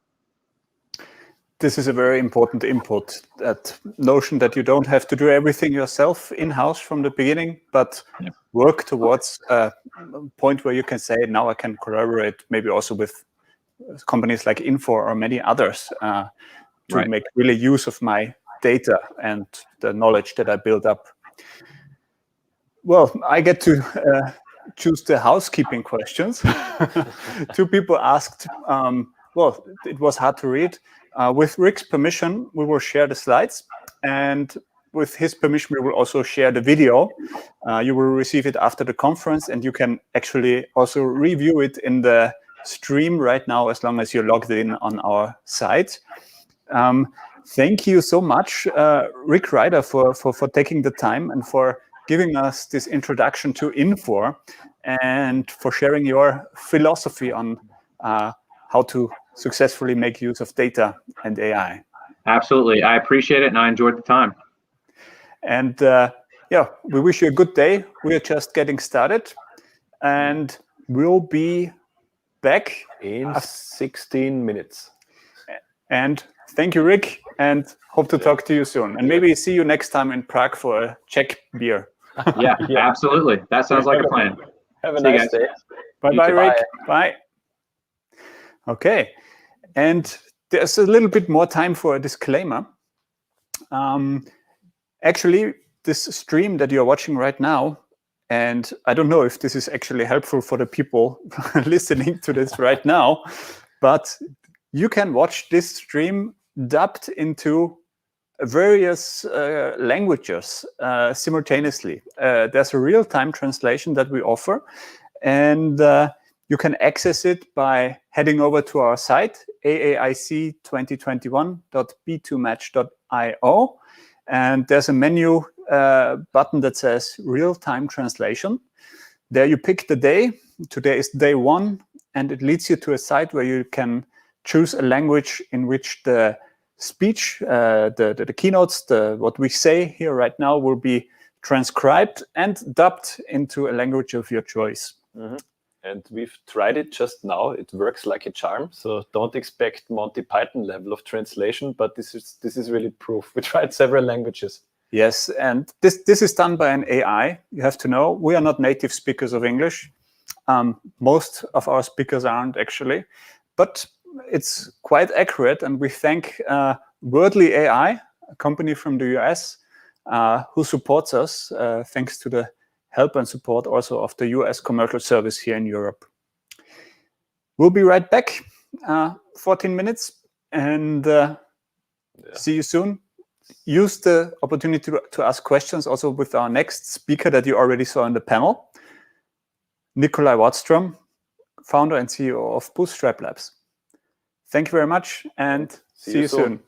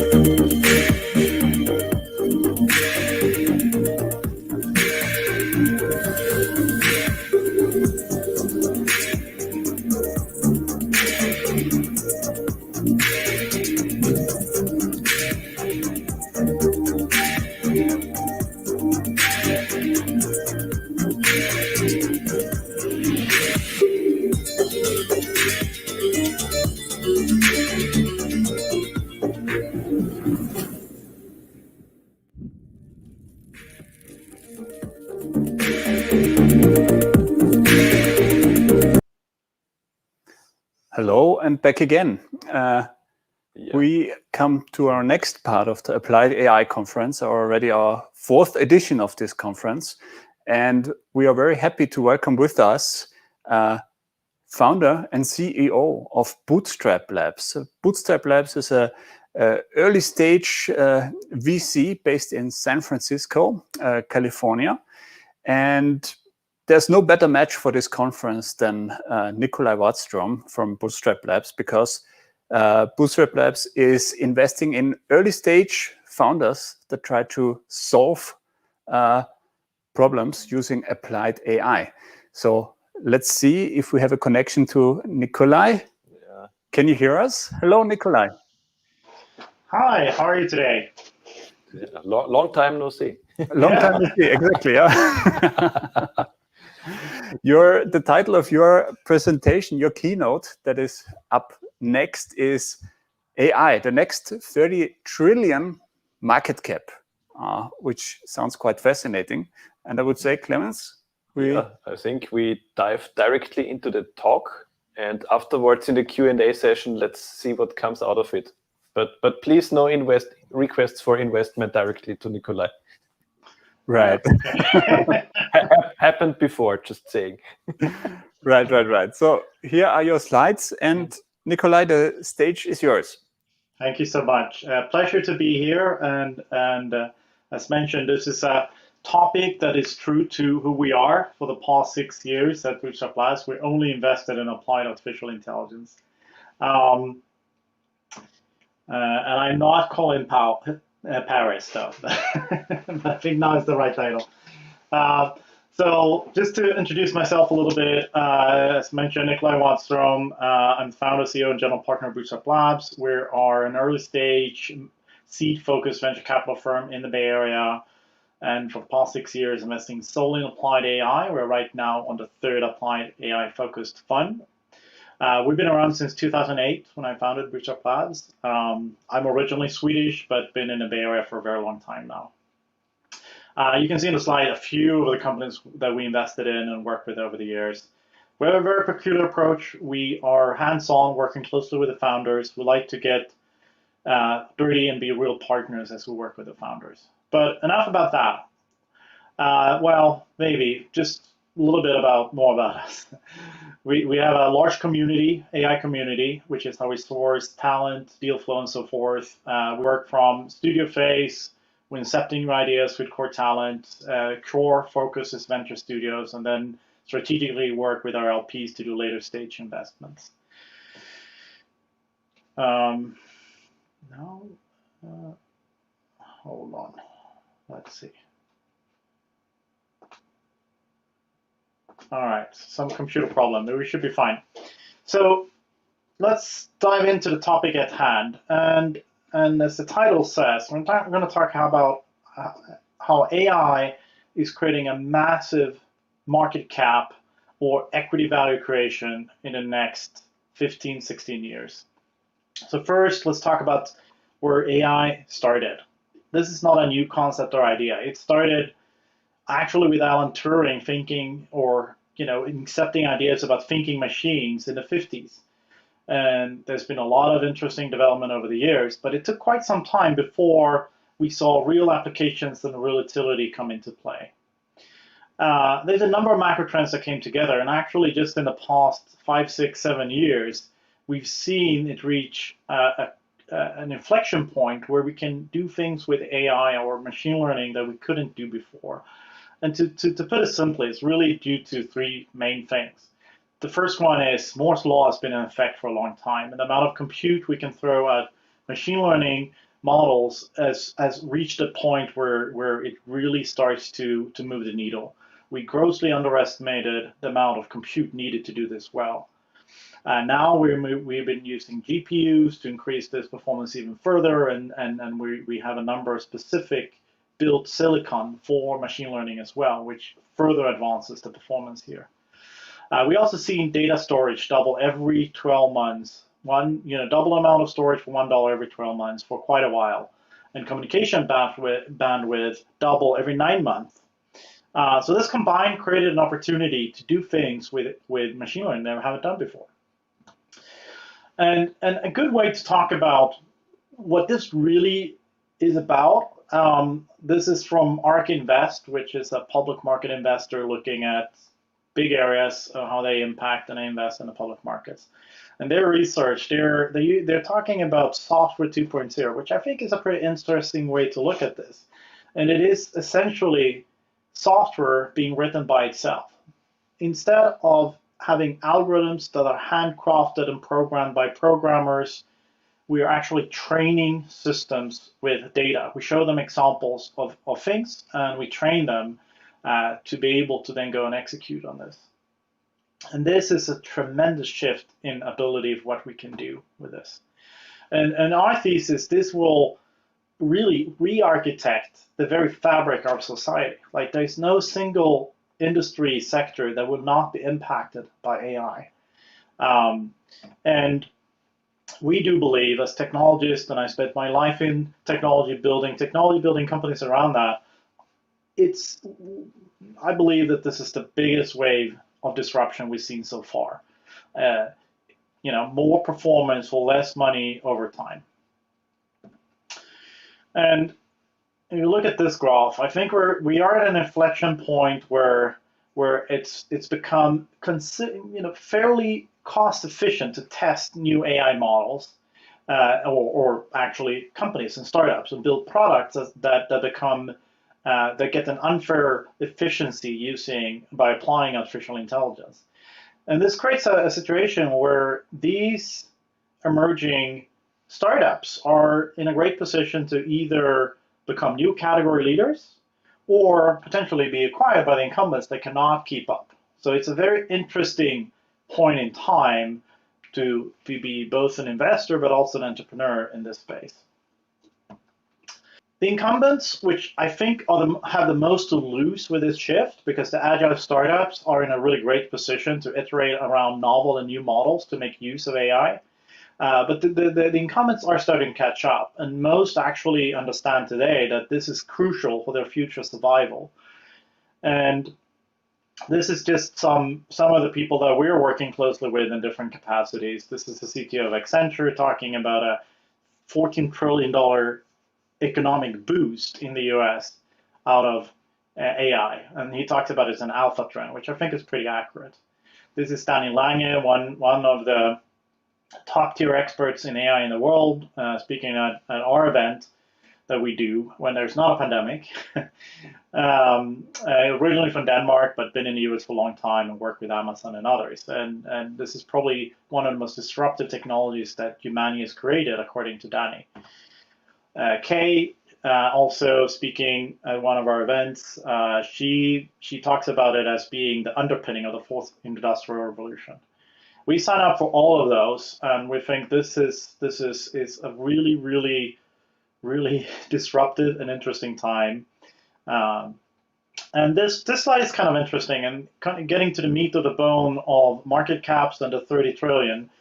This is the lifespan of S&P 500 companies. So it used to be about 35 years, but now the average tenure is about 18 years. So being an independent, even a large incumbent, they're being disrupted. It's hard. They're being disrupted faster and faster. And I think AI is just going to add more to this trend. So this is a critical time for any large company to pay attention to this.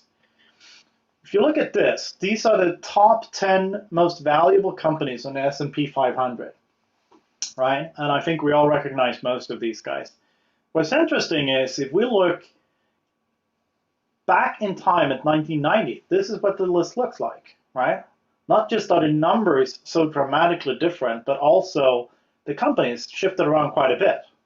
And what happened? The world became digital, and it changed the game for all of these companies. We believe that in the next 15 years, this list will look quite different depending on who are able to tap into the opportunity of AI. So this is kind of where we're ending up. And again, pointing back to ARK's research, We are, estimating about a $30 trillion market cap being created in the next 16 years through AI. What we're doing at Bootstrap Labs is that we're investing from the early stages, and we keep working with these companies all the way into coming into the public market and keep growing from there. So this is the opportunity, the 30 trillion that we are chasing, which we're pretty excited about. Excuse me. So why is AI so disruptive? Well, let's talk about autonomy and AI for a bit. So we started doing analytics. A lot of people think about AI as analytics. I wouldn't agree. We're looking to the past to basically aggregate what happened. Now, over time, we started to do predictions and saying, well, this might happen. And that's really valuable to make decisions based on. And then we're evolving these systems to start to do prescription. Well, this might be a good action because in the past it have mitigated this issue or improved efficiency in different ways based on the predictions. And when it gets really exciting is when we're building fully autonomous systems that can actually make those decisions or define prescriptive actions and implement them, but also have feedback loops where they say, well, I need to ask somebody else. I need to ask a human about this. So this is where we're heading now. And it's not just about self-driving cars as in this picture. Most of the applications are actually in areas of enterprise productivity, the construction space, predictive models for how you use resources in different ways, right? And one of the disruptive things about this, in the past what we used to do is we design, we manufacture, we test, we got a feedback loop, and we improve the design of what we did. And this took a lot of time. It's very, very costly as well. Today, we're building virtualized models of basically everything, where we can simulate the outcomes and we can predict them before we even manufacture things. This changes the game dramatically here. And when it gets really exciting is actually, is where we take it even further. So if we look at, these are some of the Google self-driving cars that we used to see around the Bay Area, and we've seen them for the past decade, and they're still not in commercial use. And one reason is actually how hard it is to train with real-world data here. So what we started to do is actually apply AI to train AI. And it starts to look something like this. This is a Unity-based AI training simulation where we actually have AI models that are interacting with each other to be able to train the autonomous driving stack to improve. We can test conditions that would be extremely hazardous to test with real cars to just create the training data. If that is pedestrians walking into the road or whatever it is, right? I want to show you this quick video that some of you might have seen, and this is reinforcement learning in effect, basically building autonomous learning models.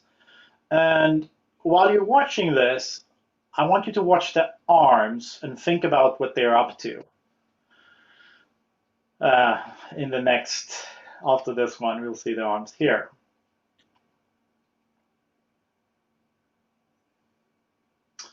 So extra points to anybody that figured out what arms did there in the chat. And look at this one. And what's interesting with all of these is that nobody has given input data on how to learn how to walk for these fictive robots that are training virtually. The only thing that's been given is what's a good outcome and what's a bad outcome. It's bad to fall. It's good to reach the end of this track, right? So I'll leave the discussion for what's happening with the arms for after this. But conclusion here is that if you're a corporate, to not be the 75% that's going to be impacted by the tighter and tighter cycles of competitiveness here, it's crucial that you start to build out from your enterprise a very active acquisition and partnership model with outside innovation that's not inside, because you're not going to acquire enough AI expertise and talent and innovation inside, even if you are a massive corporation. Most that know how to address this well, they have very active VC arms. They work both with venture capital firms. They do their own investments, direct investment in companies. I think it's a great idea to build labs and studios to explore new ideas. The whole skunkworks thinking and mitigating the innovator's dilemma. So these are really tangible models for enterprises to work with. And finally, it's really important to recruit talent. And all of these things needs to happen in parallel. And to be able to recruit the talent, and this was a topic of discussion a little bit earlier today when preparing for a prior panel, is that you need to build a mission. Like for a startup, it's often easy to be close to a mission and for people to gravitate towards that. Like we have companies in the health space that try to make sure that people don't die of cancer. That's an important mission. It will attract a lot of people. If you're a bank, how do you attract people? These are important things to build the right culture and attract the right talent. If we look at the leaders in this space, and when I say leaders, I'm talking about the Googles, the Facebook, and Apples, and Amazons, and Microsofts. They are actually really good at doing all the things I just mentioned, and they active been doing it for a long time. They acquire companies to get the right talent in and the right innovation. They're actively investing outside of the house to make sure that they build access and knowledge from those interactions. And one thing that a lot of people don't know, companies like Google, they probably acquire one startup a week that is not disclosed because it's under the disclosure limit. And these are small teams with a lot of talent, but it helps keep a vibrant talent and innovation environment going. So if you're a startup or you're an incumbent, how do you compete with the Googles and the Amazon outside of these things, but strategically think about how you work with AI? It's very easy to get lost in a bucket where you think, well, Google has all the data or Amazon or Facebook, and they're going to do this better. Not really true. And we've seen that through the numerous investments in early stage companies, that having the right data, the right signal, the right understanding of that is applied into a domain is what really matters. So if you take these guys with massive budgets that are trying to solve large generic problems with AI, how you win is not to go head to head, but instead build applied artificial intelligence models in a narrow domain. We at Bootstrap Labs, we like to talk about multi-billion-dollar niches, right? So they're really awesome niches, even subsectors within the health space, that's a $40 billion industry per year. These are perfect multi-billion-dollar niches. So narrow applied AI in a specific domain where you can train the models very specifically performs so much better. And we have great examples where, for example, we have a construction company or an AI company applied into the construction space that was just acquired by Procore, Indus.ai. They built really tangible image recognition models that will in real time understand what happens on a construction site and utilization of equipment, safety evaluations, and so forth. Google's image recognition for understanding simple objects is much, much better, but it can't understand the meaning of certain flows in a construction site, which our startup does. So that's a great example of how you can build narrow AI models. That is what I had on my slides. Now I have about 50 backup slides, but I think we'll probably go to Q&A at this point. All right, thank you so much, Nicolai. And we got some questions. Yeah. Let me just quickly pull them up for you, Clemens. Mm-hmm. Maybe before we start with the questions, let me directly have a follow-up one on the last slide you presented, how to compete with Google, Facebook, and so on, with the big infrastructure providers. Wouldn't you say that recently there is a trend that the infrastructure providers also go into verticals where they historically would not move into? For example, when Microsoft CEO was in Germany 2 years ago, he made a couple of high-profile partnerships with BMW, Daimler, Volkswagen, and the like to show that they are now getting serious into manufacturing and production operations. Mm-hmm. And the same happened also with Amazon this year, or healthcare, of course, is the other very big topic. To me, this has a little bit of, let's say, Microsoft vibes of the late 90s, early 2000s, where the large companies would just look what works for smaller market entrants, and then, yeah, either push them out of the market or grab the largest piece of the cake for themselves. So would be interesting to get your take on this one. So now I happen to start reading some of the questions that just popped up. So the diversification into different verticals. I think my reaction to that is it's good to remember that Google, Microsoft, and so forth, they're actually incumbent companies today. They're pretty large companies, right? They're not as old as General Electric, but some of these are the same size, right? And what they are doing, of course, is they're using the core platform that they built to be able to go into and compete heavily in industry vertical after industry vertical, and beachhead after beachhead. So what they're essentially doing, which I think also makes it really hard to compete with for other incumbents that haven't really built this out. Like, they have the benefit of being wired for the digital environment we live in, and they early adopted AI. I can talk a long time about this. Like, Google switched their whole search engine model to brain rank in 2013, right? That's one of the reasons that they are still so far ahead. So from an algorithmic approach to a trained approach, 2013, nobody talked about this at the time. And very few companies could do it because not that many private companies was running the largest supercomputer on the planet, right? So, I mean, it's important to remember, if you start to look at these companies, look at Microsoft and the massive compute infrastructure they built and the ability that they can build around that. Look at Amazon, look at Google. Like, all of them are actually doing that. Facebook too, right? And they started early doing that, would allow them to scale up their compute, going back to the early part of my presentation, right? So they're going to have an unfair advantage to go into more verticals based on that, and they keep doing that. And they should, I think, right? That's if they should use that ability. I don't know if that was a good answer, but I'm kind of the patterns I see, and I think they're maybe that's what I'm trying to say. They're experimenting with new verticals, new areas. That's why Google do their moonshots and all the tests. They're basically very good at doing what I talked about, this outside a house innovation, right? Okay, thank you. So now coming to the main part. The first question is a very easy one. Nicolai, do we get your presentation slides? Would be great. Thanks. I can share them with you, and you can distribute. I'll share a DocSend link or something, so you can. The actual file is super big, but with all the graphics. But yeah.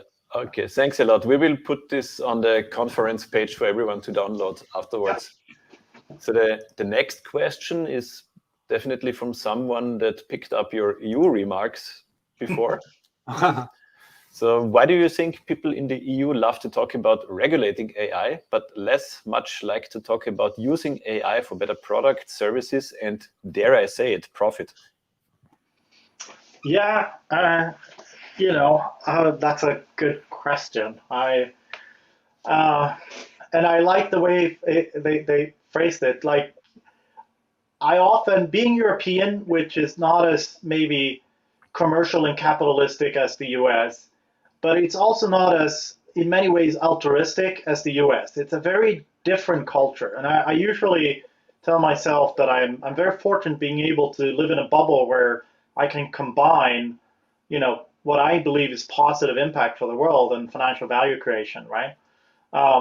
So I don't know. It's not a bad thing, right? The profits of a lot of the things that have been built in Europe has created, the high quality of life that everybody enjoys, right? So it's a good thing done right. Doesn't mean you leave your morals behind, right? So I don't know. And going into regulating AI, good question. I sometimes feel that, or think that the European Union is trying to regulate something because they can't control it enough and make it European enough, right? In the sense that they feel like this would be run by, companies in California, and they're kind of like that. They would like to see a European Google, right? But I don't think the path to get a European Google is to regulate AI. I think the path is to go the other way, as I kind of mentioned on the panel, like build real public-private partnerships, really collaborate with the private sector of how to innovate and make innovation and entrepreneurship thrive. That would be my kind of, but it's a good question, right? Mhm. I have to say, there was something I thought about from the panel. Like, for example, we have a smart city startup, and what they're doing is incredibly interesting in the context of regulation here. They actually, it's not a surveillance solution. They uses video cameras to capture what happens in traffic and so forth, but it never leaves the on-edge device. It actually processes everything on the edge. So it's an enforcement solution. So if there is a crime or violation, only then is actual personal identifiable data and information sent anywhere else, right? So done right, AI actually allows you to increase privacy while creating automation and safety and security for society as a whole. What I just described is not possible without AI and pretty hefty processing on the edge, right? So this also makes me think, like, when you start to regulate top-down AI, you're going to hamper these types of things of innovation, right? So, yeah. Mm-hmm. It is interesting to get your take on this one, because, for example, I spent more than 10 years in Asia. I was 7 years in Japan and 3 years in Beijing. Mm-hmm. And of course, you also have regulations there, but in both countries, it goes very much, or let's say hand in hand with industrial policy. Yeah. So if there are additional safety requirements, for example, in the Japanese automotive industry, the reason is to sort of keep foreign market entrants at bay or create new car segments. And I mean, with China, it's with their publicly released 5-year plans, it's even more obvious what's going on, because they really want to be able to scale their business. In Europe at the moment, it's regulating after the fact. It is, but Europe is also very clearly, or European Union in particular, it's a democratic concept with a free movement of people, capital, and services, right? It is not China, right? And I mean, that's important to remember in the context here, right? So.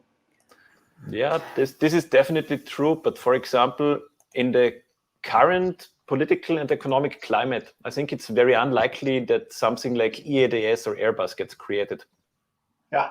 So let's say EADS for the digital age is very hard to see at the moment, because the people, to stress the metaphor once more, are thinking about the distance between seats and which type of insulation to use at the windows. This is the perception I very often get.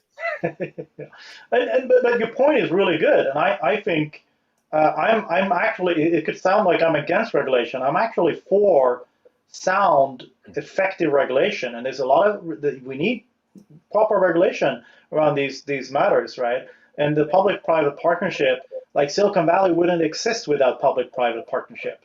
Mm-hmm. The US wouldn't be as leading in not only in AI but in technology without public-private partnerships. That kind of came up on the panel, right? So I think that is the right thing for a European Union to do. But I think they need to find how it's done is maybe what I'm a little bit critical to. And we do need it to create some of these. Sometimes we need to create another Airbus or whatever it is. Governments need to get involved, right?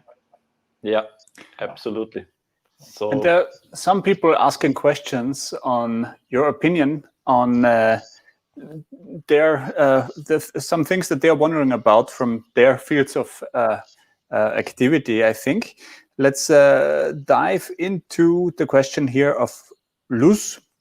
He asks, hi, Nicolai, how do you think can be applied AI technology on the field of financial education that can help people understand better by themselves how a product or service works, and what can be the evolution other that the fintech application just to the products services? So basically AI in financial education and other applications. What's your take on that? Okay. So basically an idea of a startup to build in this space.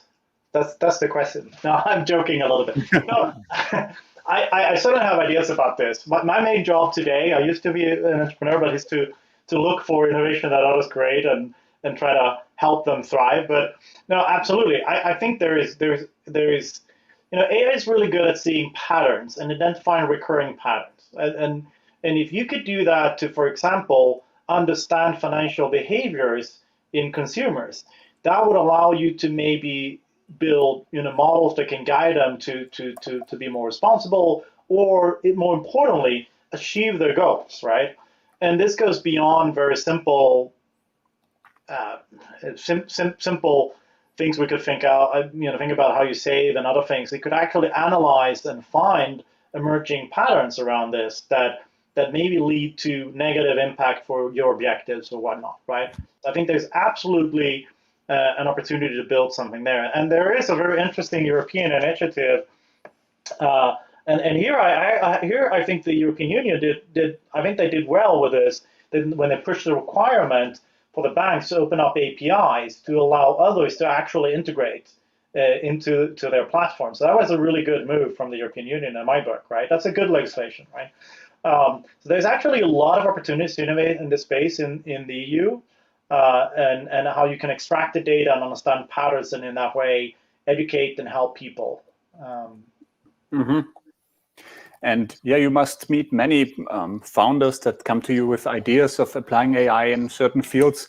And what I wonder about Bootstrap Labs, besides investing and the VC business, etc., you also built up quite the community in and around San Francisco, so to say. Can you share a little bit about what activities you have to build the ecosystem and to create these connections? Okay. Also those that you're not directly invested in. Yeah. So for us, it was a very simple realization. So 2015, we decided to start to invest solely in applied artificial intelligence. There was not a lot of buzz.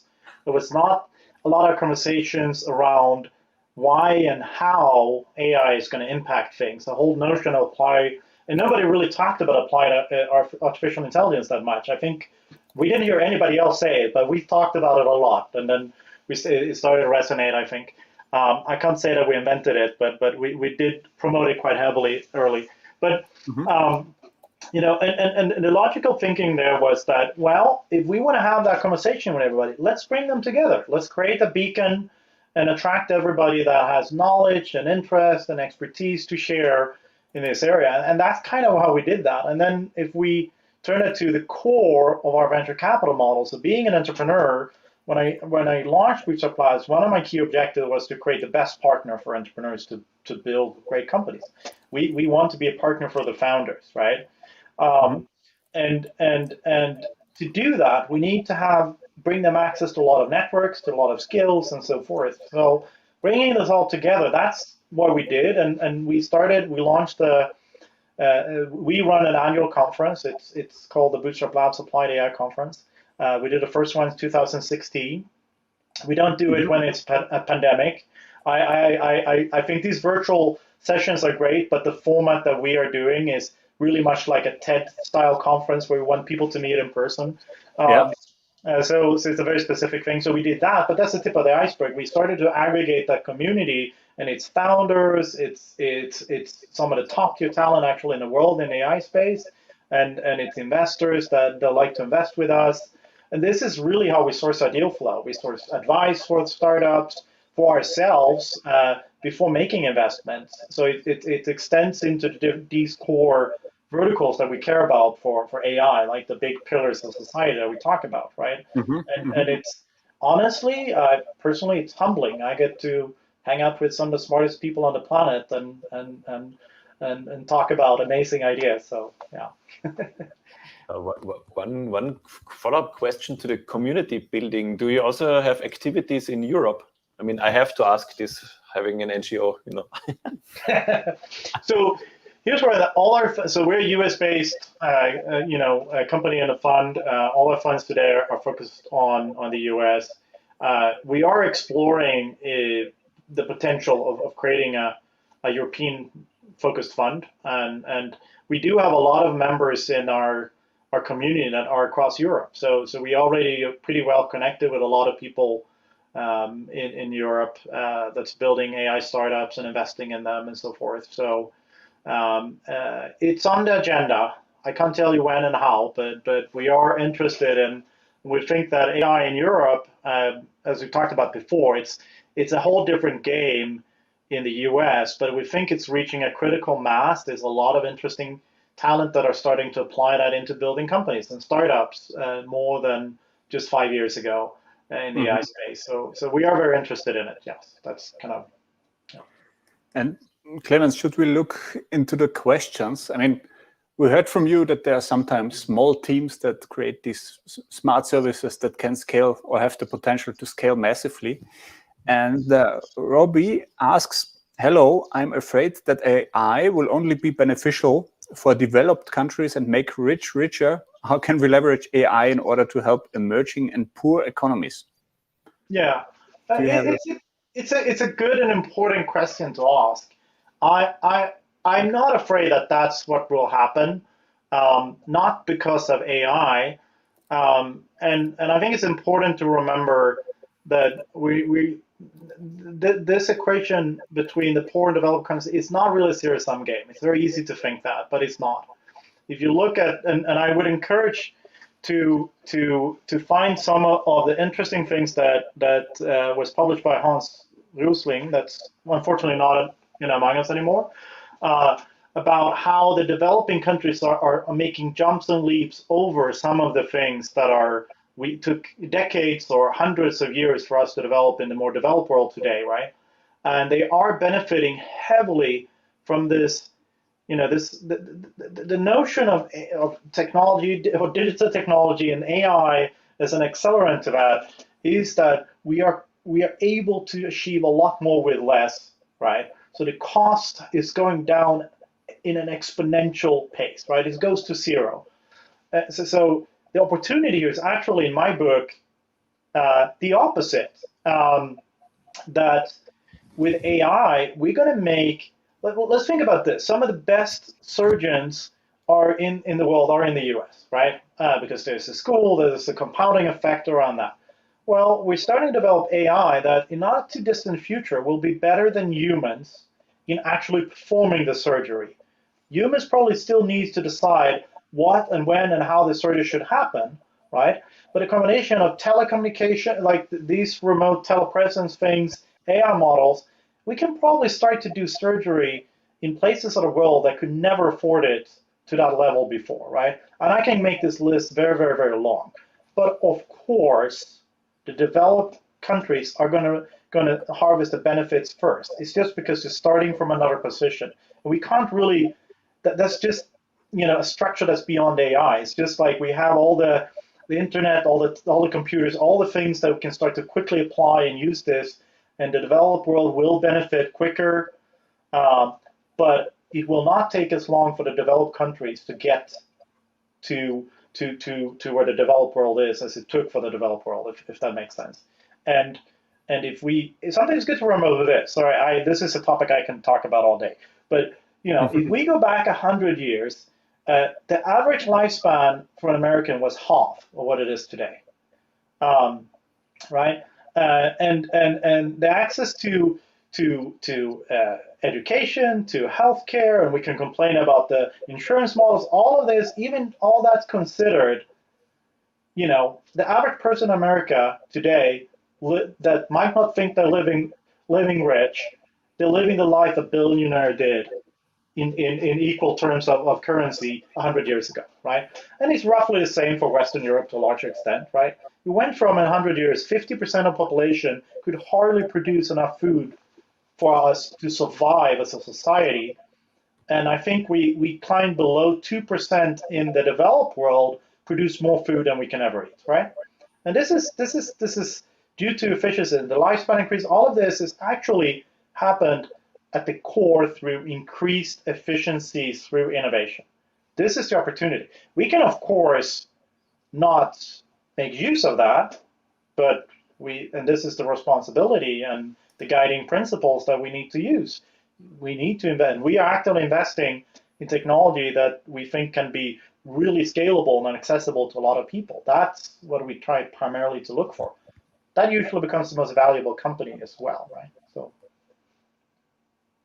thanks. Great. Then let me pick up another question. With increase in edge processing, AI chips now embedded in many on-prem real-time AI appliances. But you just moved it away. How do you see the growth in those areas for a startup? So in edge AI, it's like GraphCore, for example, comes to my mind. Yeah, and NVIDIA has a lot of products in this space. There's other emerging companies as well, right? But this is absolutely the trend. And this goes, I think, a little bit further than is obvious at first look, right? Again, one of my favorite devices is this iPhone, right? It actually uses an on-chip AI for few generation iPhone. It has a silicon-enabled machine learning, which actually allows it to do a lot of things on the device that would not even be possible otherwise, which has to do with Siri and a few other things. And for example, we have a portfolio company that is now going public, actually, and they built a robotic vision system that basically mimics the synaptic cortex of the brain and how it operates. So they actually run a deep learning model in silicon attached to the actual sensor system, right? So it controls on the sensor unit, it controls the random access slider and the computer vision, processing, and this is a part of edge processing, and we're increasingly seeing is proliferate to these specific applications. So there will be AI chips as part of numerous sensors and components just in a car, right? And we'll have them in our house, right? I saw a startup that built a really interesting approach to create situational awareness in for example, in housing in general, but assisting living facilities. So you put heat cameras in a bathroom, right? That sounds pretty invasive.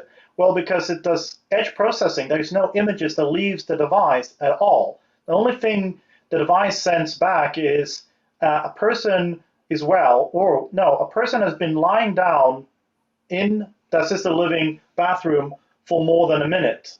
Something happened, right? Mm-hmm. That's the only signal that goes out. So all of these things are enabled by the edge processing. So the answer is, I think we'll see an avalanche of opportunities there across the board.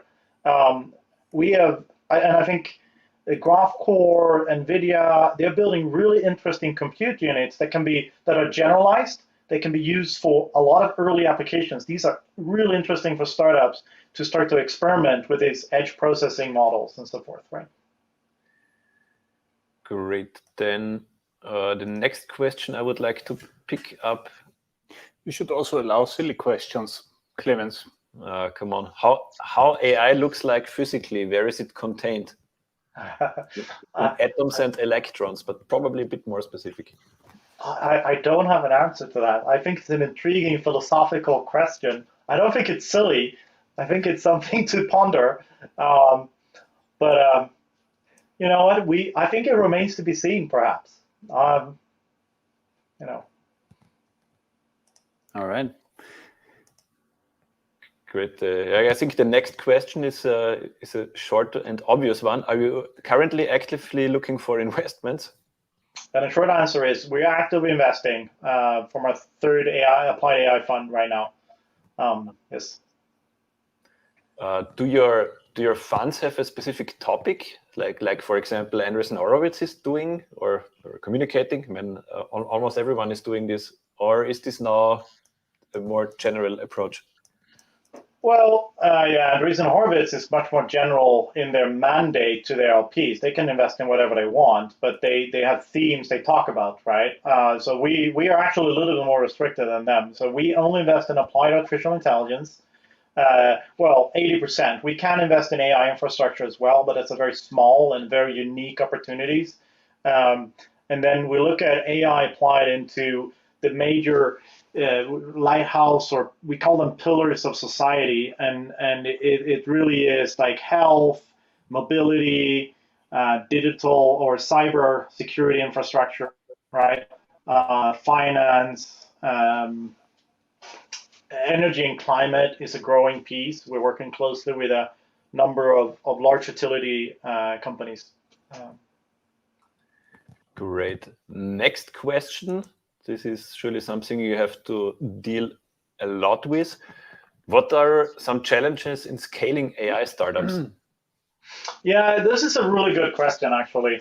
So, this is something that I'm debating with my peers in the venture capital industry, and I think AI infrastructure is really hard to scale, and it has to do with very early in the cycle.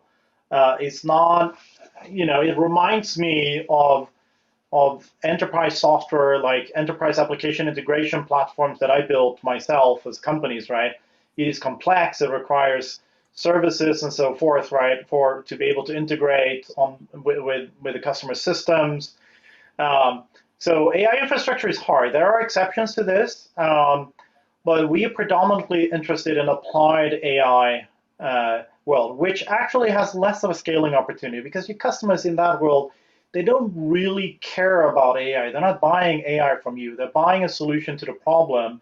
So if you do this in let's take, we have a portfolio company called Mendel, right?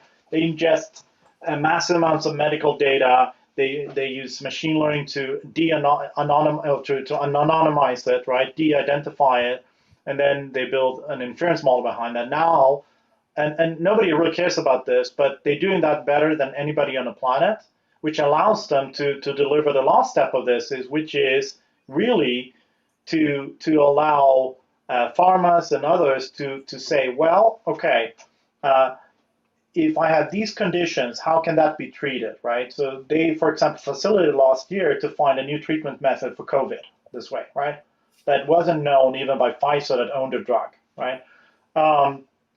So this is what they're buying. People are buying when in applied AI, they're buying this. So the scaling problems are quite similar to anything else, right? If you're selling into the medical industry, that's the very specific scaling requirements. If you're selling, like we're another portfolio company that's in the sales acceleration space, is sold quite differently, right? They're using a lot of AI, which makes them better than the competition and deliver more value to the customers.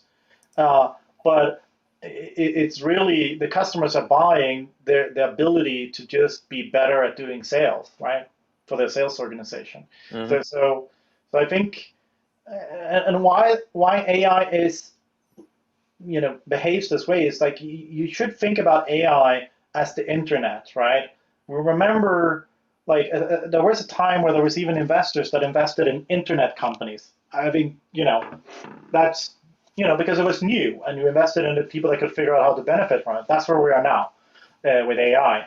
But in a number of years, we'll talk less about AI as kind of, again, going back to the panel, it's going to be more ubiquitous to everything we do.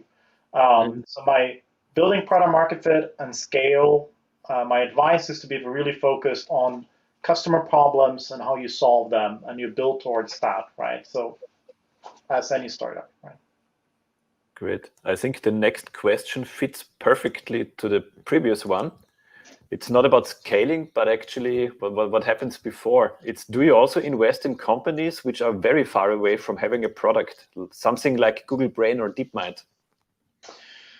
Yeah, so, well, not really. We don't do that. I don't think that's a venture capital model. I think venture capital firms are really good when they work well to help founders iterate towards a product market fit and figure out how to scale a company. Doesn't mean it doesn't have a place, but I think there's other funding avenues that should be deployed for these things, and they're super important because that's how we push the envelope. And that's also going back to the public-private discussion. This is where government, like in the US, the national labs, what's done through DARPA's funding, a lot of these types of things, there's a brilliant way because what they actually do, they go to companies that are working on some of these big problems and will actually give them non-dilutive funding to work more on these problems, right? Those models is where I think that work well, and where people like us or venture capitalists can be really helpful is once that has matured to see an opportunity, how can we, there is something that could be brought to a lot of people, how do we get it on that path? That's, I think, the job of the venture capital industry. Excellent. So this brings us to the end of the Q&A session. So thanks a lot for the insights. I think I could go on with questions until tomorrow. But we already took fun. Thank you so much, Nicolai, for giving us these insights. And many people joined us in your keynote and also in the panel. And I hope that you also have a look, because we got many questions regarding investment, that you have a look at our participants. Okay. And that you keep a part of keep being a part of the community that we built up here. Yeah, I'm very happy to be part of it. I think this is a really exciting conference that you put together, and I'm very glad to be part of it. Especially the name, isn't it? Yeah, but how was your conference called? Can you repeat that? The Bootstrap Labs Apply.AI conference. Okay. No, but anyway, as I heard, we have to rename the conference anyway, or maybe do a complete strategy change, because the internet conferences are also not around anymore, right? Since 15 years. It will be a few more years to do that. Like we in 4 or 5 years or 7. We'll have to see. It will be interesting to see how this whole thing looks like next year, because I mean, now going online, either online or not, is the obvious way to do it. But the question is, how do you take this online community, and especially reusable, reshareable content and so on, how do you merge this with the offline experience? Yeah. We definitely want to do hybrid conferences with separated hubs. Let's see, 2022. Two. Yeah. Well, let's talk about what we can do together as well. That would be fun to do different things with the communities together as well, perhaps, right? That would be great. Definitely. So, yeah, Nicolai, again, thank you very much. And I hope, that we definitely will stay in touch. And maybe if you or one of your colleagues is also available for some networking meetings on the platform, that would be great. Okay. Cool. We'll try to make something happen. I don't know. My calendar gets filled pretty quickly by the team, so I'll see what's next. But I'll try to dip in and answer questions or follow up as well. Yeah. All right. Thank you, Nicolai, and have a good day. So Thank you. Bye-bye. Bye. All right, and here we are again. We'll just have a quick break, and then we head on with our next speaker, joining us from the company H2.AI. H2O.AI. H2O.AI, sorry, it's been a long day. And we'll be back in a couple of minutes. Yeah.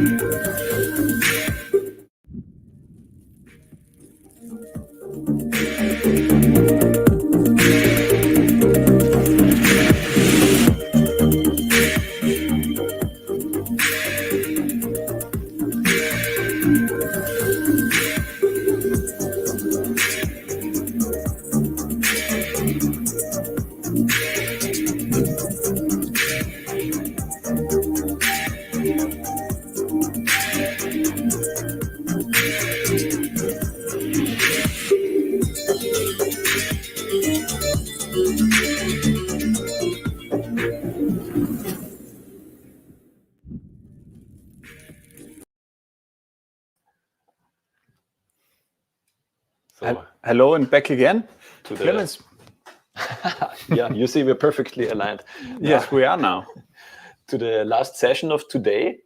And yeah, probably for a little bit of context, when we put together the day number 1, we were thinking like all the topics we cover in the other days, we have to squeeze in one day. So you had the panel, you had a very large corporation giving a talk, you had the AI service provider giving a talk, then of course the investor's perspective that we heard from Nicolai. And now it is our very special pleasure to present you one of the earliest AI startups that have been around. It's the name of the company is H2O.AI. They are really pioneers. The company was already formed in 2012, and so far, according to Crunchbase, has raised more than $150 million. And what is so remarkable from our perspective is over the years, we had numerous startups that were very well funded and giving talks at our conferences, but many of them got soaked up by larger competitors. So either they become a part of Microsoft, Google, and so on, or they are like integrated through merchant acquisition in an industry startup or in industry corporate. H2O is still independent and is growing tremendously. And what is behind this growth and actually what the company is doing, welcome now Lena Rampula, who will lead data scientist, tuning in from the Czech Republic, who will explain you this. Hi, Lena. Hello, everyone.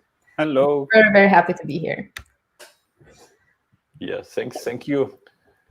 So yeah, without further hesitation, I would hand over the virtual microphone to you and later, lead the Q&A session. Right, and you can start asking questions during Lena's presentation. Use the chance, we will see each other again for the Q&A session. Enjoy her keynote. Thank you. Stage is yours.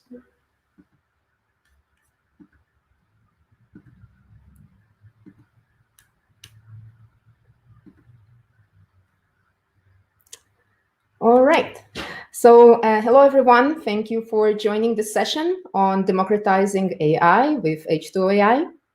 I'm Lena Rampula. I'm a data scientist in H2AI. I work with our customers, and we usually implement AI projects with our machine learning and AI platforms. And today, I would like to share with you what we do as a company, talk about our journey, and share some of our customer stories. So the first question I have is, why are we here? Why are we talking about AI and why we're here as a company? So my answer to that is we're here because it's no longer about who is using AI. It's about how companies use AI to transform data into competitive advantage. And the ability to create new data and data that nobody else has and that can be used to build valuable applications for your customers or transform your business model into a data-driven model. This is what our company is about. So you may be a company that is already embedding AI into their business models, or maybe you are using AI for some of your use cases, or maybe you are even in the beginning of your journey and you're just thinking now about how to start with AI, how to implement your first AI project. And H2AI's mission is to enable any type of business across all industries to become an AI-first company. And we do that by developing software that can help you on this journey.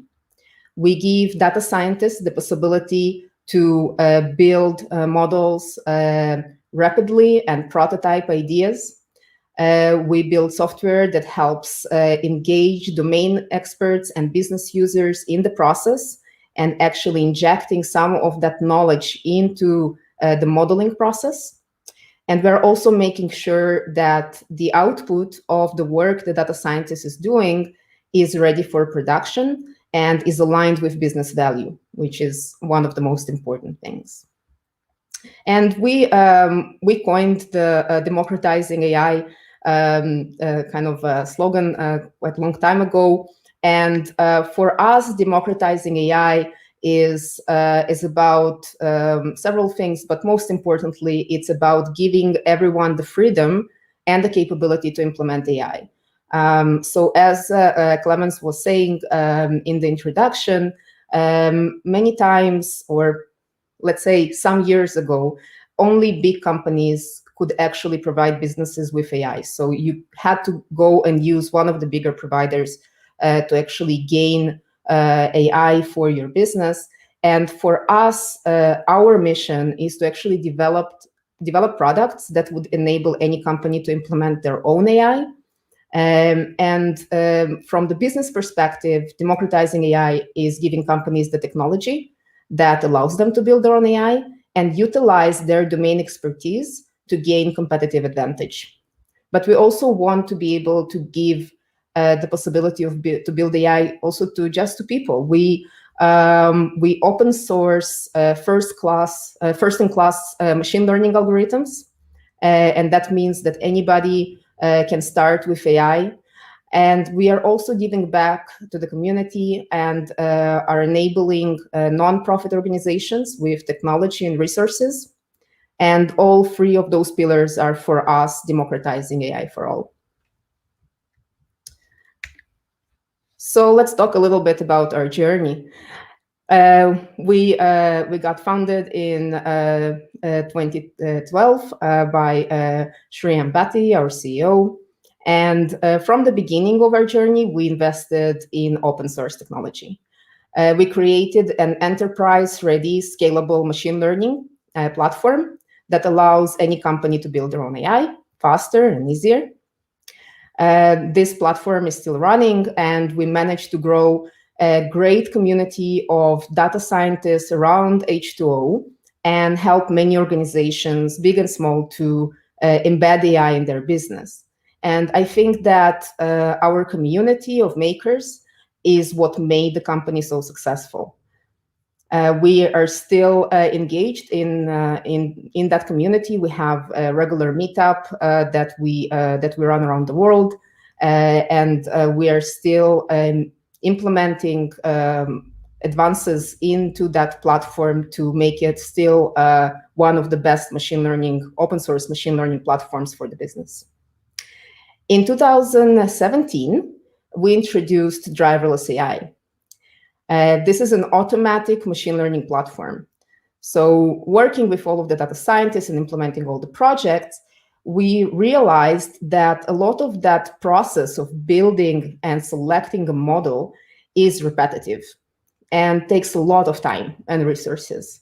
Also, it takes a really good expert to build a very good model. So it also translates to quite expensive resources as well.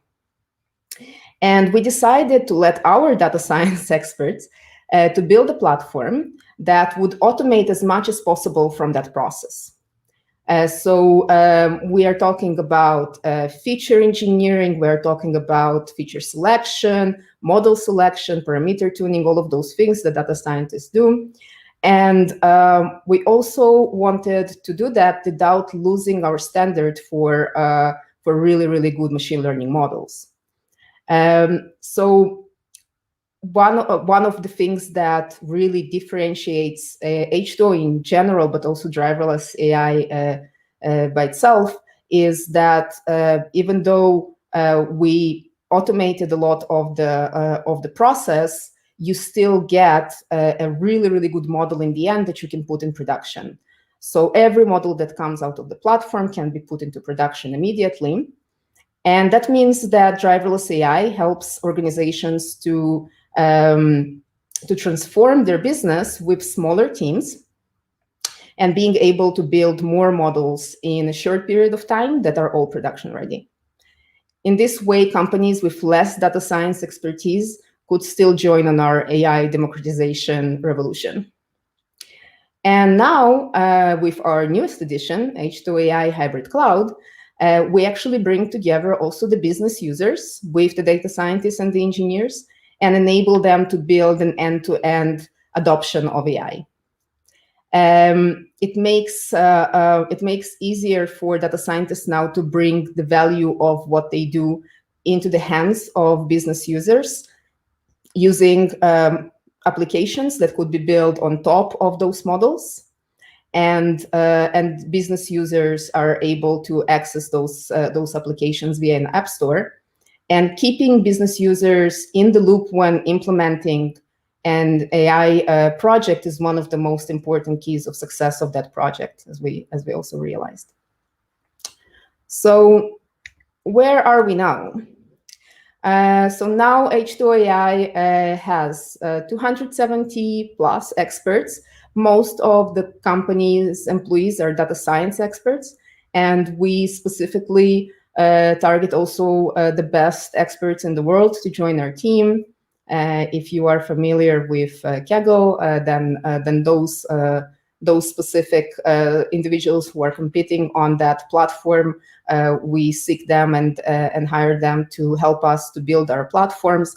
Our data science experts are both developing our products, making sure that our products are always state-of-the-art and also accurate in their implementation of different models, but also participate in the projects that we deliver to our customers. So not only the software is what we deliver, but also we help our customers, we partner with our customers to deliver value. As I mentioned, we have a large community of around open source technology, and as many as 20,000 companies are using H2O for their business. And for us, we are a customer for not just an AI first company, but also a customer first company. And for us, it's not whether you are using our software or not, but whether you are getting real value from it. And this is our goal, to actually help you get value from AI using our software. I'll be talking about some of our customers later on during the presentation. And now I want to talk a little bit about what AI transformation is and how we actually can achieve it in the organization. So from when you look at your business and you look at all the different processes that you have, AI transformation is about changing those processes and letting machine learning make decisions for you. Of course, making better decisions for you than what you would be actually taking without the machine learning algorithms. And the processes you may want to change are specific to your business, right? This could be something that that is about marketing or about customer retention, or something really specific to manufacturing, for example, like predictive maintenance. And I can assure you that every company has an AI use case, right? No matter where you are, you will find processes or areas that could be improved with machine learning and with AI. And in those examples, you can see that we can move from mass branding to real-time individualized experience for people based on their behavior, based on their preferences. We can talk about risk analysis, and instead of analyzing the daily risk, you can actually go into real-time trade surveillance. In healthcare, we can also see that we are moving towards personalized healthcare, as well as I mentioned in maintenance. You can not wait for something to break, but actually try to predict what would be the end of life of specific machinery or tools. And of course, for customer churn is one of the use cases that we see a lot because it's relevant for almost any company that that has customers is customer retention. So figuring out what are the things that may cause someone to leave, and of course making decisions that that will prevent that. And that process of making something before it happens, right? Doing an action, making a decision before it happens, is what AI transformation is really about. It's about moving from a reactive behavior, where you're reacting to a situation that already happened, to proactive, when you can take actions or make decisions before an event happens, before a customer leaves, before sending a marketing campaign, etc. Now, this is all really nice in theory, but what is important to remember is that implementing an AI project only has value if business users have access to its results. So we want to make sure that we are not just creating a playground data science team working on some models that never actually get anywhere. We want to make sure that those models are aligned with business value and could actually give you the competitive advantage that we were talking about. So the same as in the value of an idea lies in the using of it. So the value of a machine learning model or an AI project is in the using of it. But in many companies, what we see is that there is a large investment in large data science teams that also require engineers and other experts that are all participating in an AI project. And those projects are, in reality, produce just few models that are very difficult to put into production. But most importantly, not always the business users are involved in the development of the project. And the expert teams may not even have the capability to channel the results of what they're creating and the effort they're doing to the business users. And therefore, no value actually comes from this investment. And with the H2O AI platform, what we are doing is we make sure that fewer resources are needed to produce many more production-ready models faster, obviously. And we take care of everything from data ingest to the machine learning itself, which is automated with our driverless AI platform. And we also give that team the capability of easily deploy and monitor those models. So from the perspective of the people who are involved in the project, you don't have an isolated, siloed data science team that are writing code and doing something in their notebooks somewhere, and then saying, okay, we created something, it has really good results, it's very accurate. And then you start involving an engineer that is going to try to deploy it somewhere and maybe create something around it so that people could have access to it, building something around it so it can get monitored and actually making sure that the results are still valid after a time.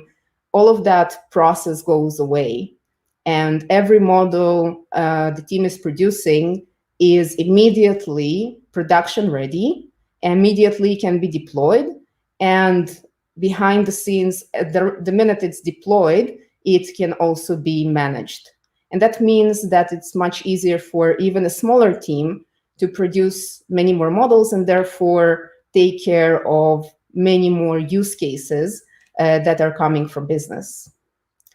One of our newest innovations in H2O AI is the possibility for the same team to develop AI applications that can embed those models into them and serve them to the business users.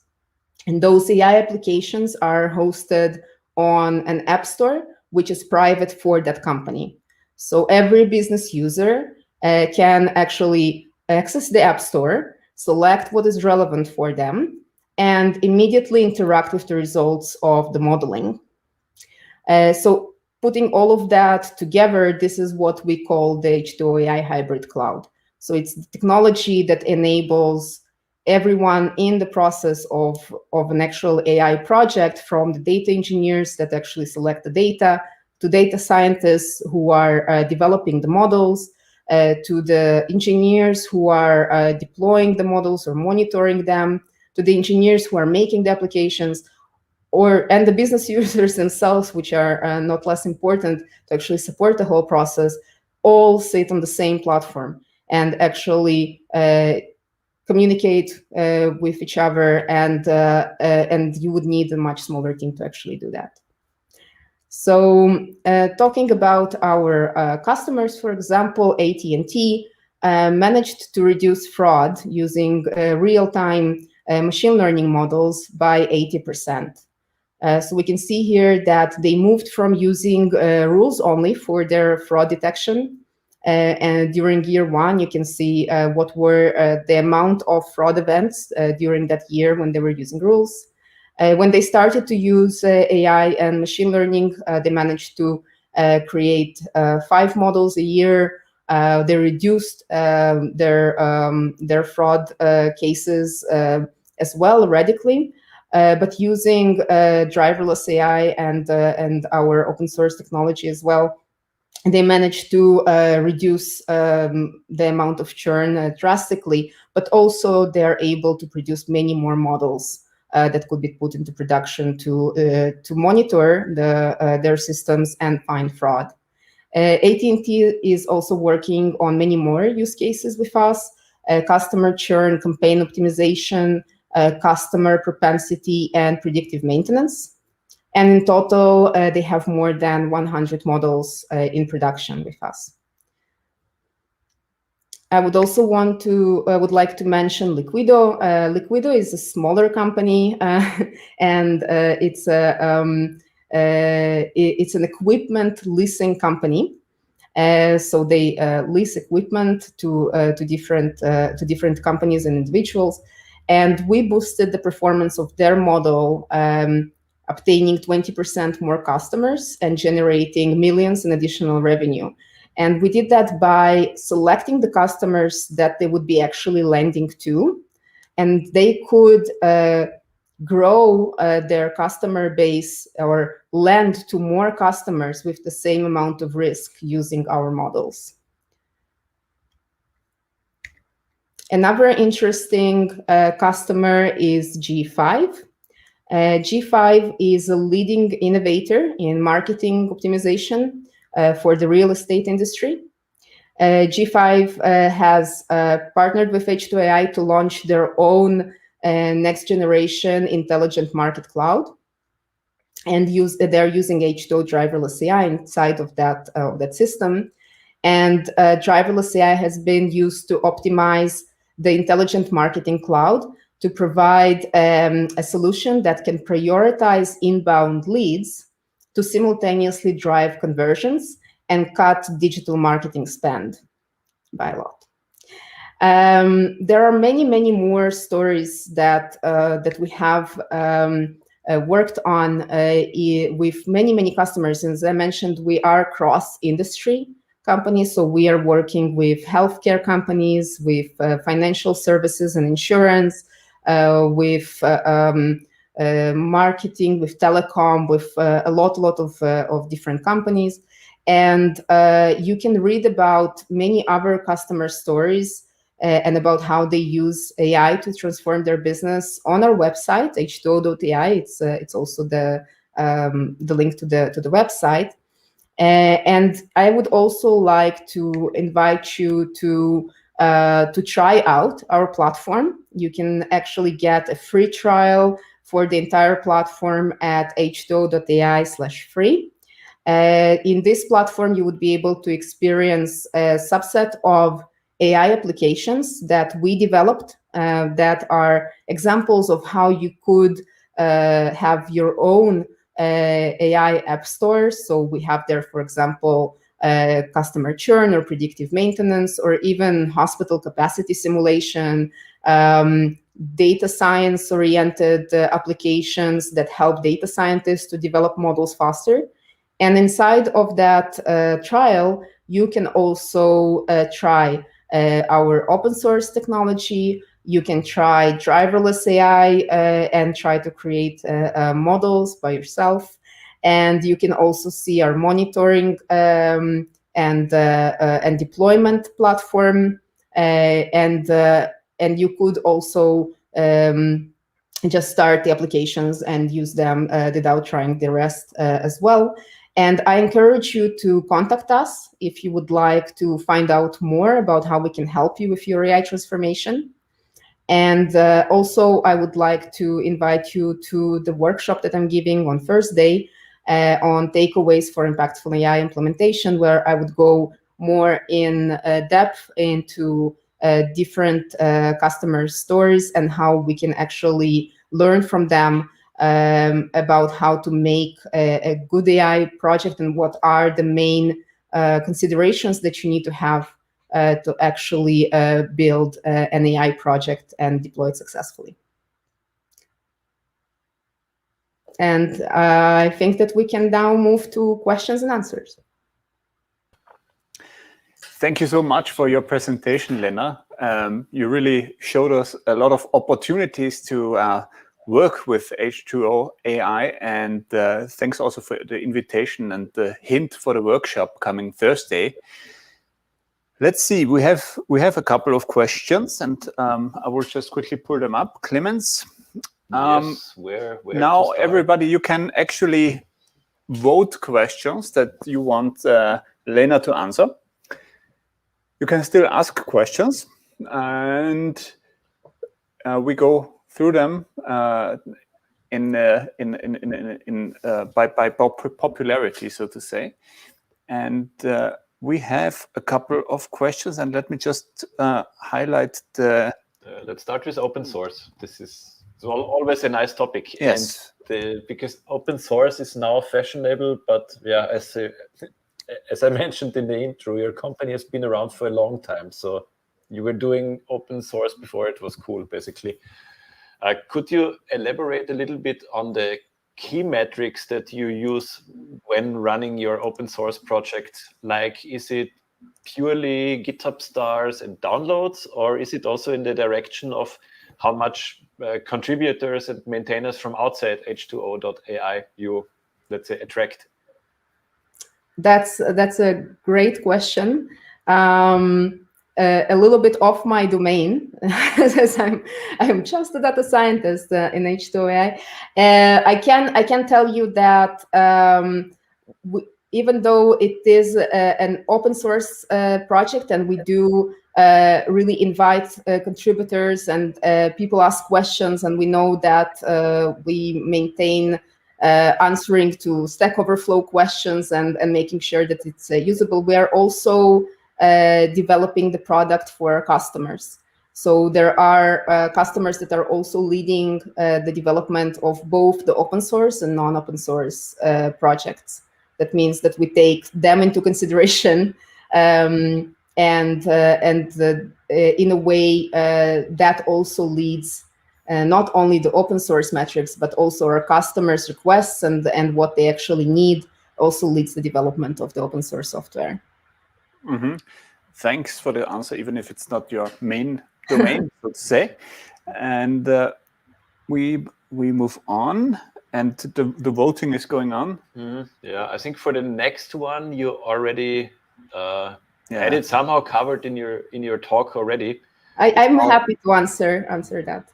It's how H2O differs from AWS and so on. So yeah. So of course it's not something I can answer in a quick 2 to 3 minutes conversation.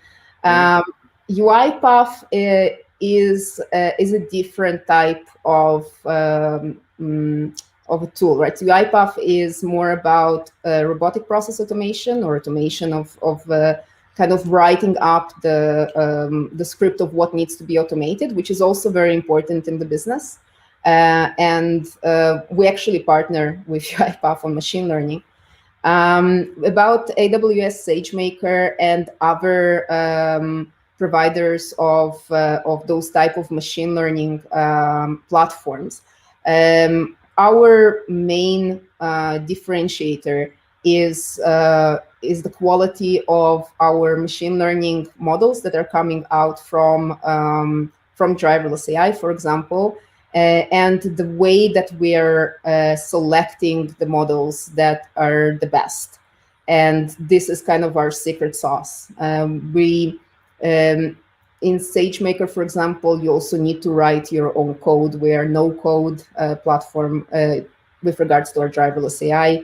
So there are many, many differentiators, and I would be really happy to answer more or elaborate more on maybe if you could reach out to me and we can actually discuss this more in what exactly you want to do. It's also important to select the platform based on what you actually need. So we are happy to discuss what you would like to do and if we are the right platform for you. All right. And there's actually been a lot of questions on the free trial and the offer that you made. And I can just forward a message from Eve Ann Trehin. She posted the link to your free trial again, so please feel free to check that out. And we will also share with Lena's permission a version of the slides she presented today. Yes. So you can follow up on that. Clemens, great. Now, this is done. This is a question in German, actually. This is now testing my language model. Yes. It's asking if H2O is also suitable for image classification. Yes. Yeah. Yes. So our platform is supporting all types of data. So you can model regular transactional data, such as transactions of in the banking industry or any type of tabular data. But it also supports text. It has great text capabilities as well as image. So we can also build image models in the platform. Yeah. Mm-hmm. Thanks a lot. And the next one is from Alex. Okay, this one is, I think, more an understanding question. Yeah. He's saying, it seems that as a platform company, you can do a lot, but could you rephrase and repeat your single most unique USP? USP is like the unique sales proposition. So basically you had a long and interesting presentation, but give us a one sentence. Wow. So we have several of those one sentence ones, and I did mention that democratizing AI or making your company an AI company, it is shorter, but it's not giving you actually the feel. So AI is complex, right? You have to do a lot of things to actually make it successful in your company. Our unique value proposition is that we are an end-to-end platform that would actually make you more productive in your AI journey, and you would still get the best models you can get on the market right now using our platform. All right. Great. I think the next question fits perfectly to this answer. It's asking if on top of H2O Wave, you can build your own products. This is going in the direction of, let's say, API. I'm so happy someone already is working and hearing about H2O Wave. H2O Wave is our most recent open source project, and it's great. I love it. It allows you to build applications with Python. And H2O Wave is open source. You can do what you want with it. What I can tell you is that if you want to deploy Wave applications in production, I recommend that you use our App Store, because we solved a lot of the issues that you would need to solve when doing that for an enterprise, like security, like multi-tenancy, like resource management, and so on. So there's a lot of application areas, but maybe I want to come back to the workshop for a second. Can you give us a little outlook on what to expect and how the workshop will work on Thursday? Is that possible? Giving away information ahead of time. like a teaser.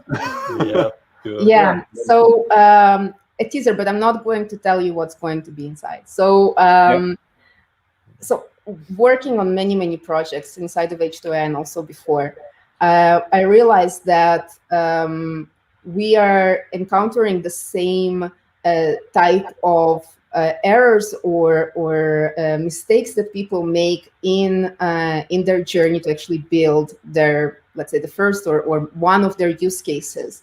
And what I would like to share is my experience about how you, as a business owner, as maybe a lead of a team or a project manager for those projects, can think about what you actually need to ask yourself before you go into an implementation of an AI project.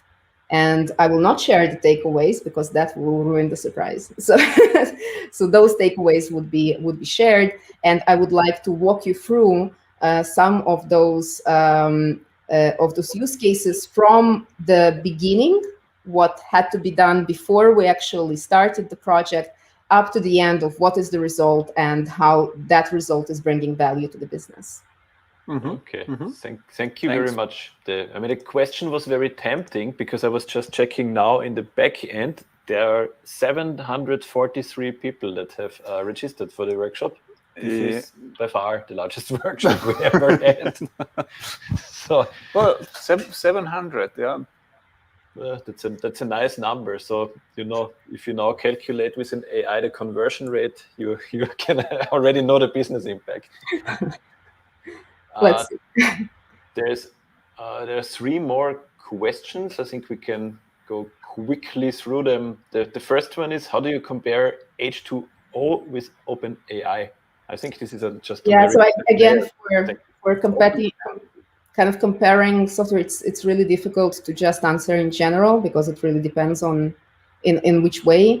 So I would really ask for those questions, if I could take them offline, and if someone is really interested in comparing and knowing what are the specific differences, then I'm happy to do so. So Vivian Gomez, maybe you can get in touch directly. Thank you for your question. And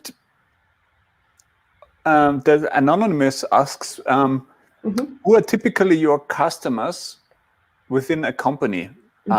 Data scientists, developers, or to be more general, how much AI machine learning know-how is necessary to use H2AI? So great question. Who do you have to talk to? Great question. So different parts of the products are aimed at different user groups. So for example, open source H2O is a machine learning development framework. That means that you actually need to know how to code, or at least to know machine learning to be able to build a model, right? So you need to know some of the concepts to be able to create something useful. And driverless AI is still a data science tool.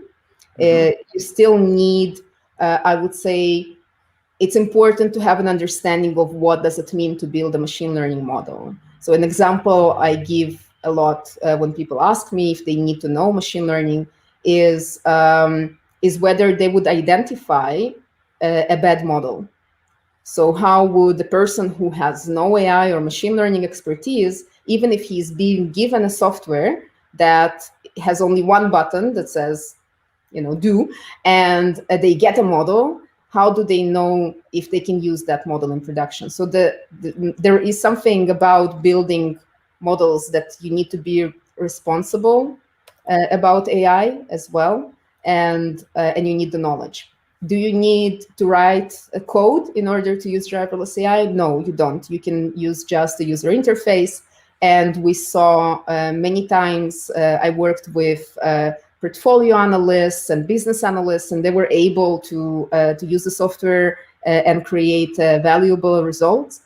So there is a range of users.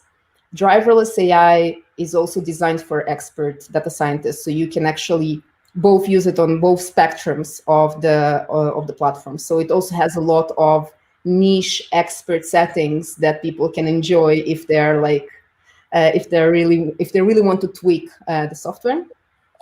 And then we have the App Store and the applications that we developed to actually help companies to engage business users, business analysts, other groups in the company to be able to use models that we created, to be able to use it in a more kind of easier way, in a easier interface. So we are really trying to widen our audience in respect to it's not just for data scientists. And if you do build a model, be responsible and make sure that you know what you're doing.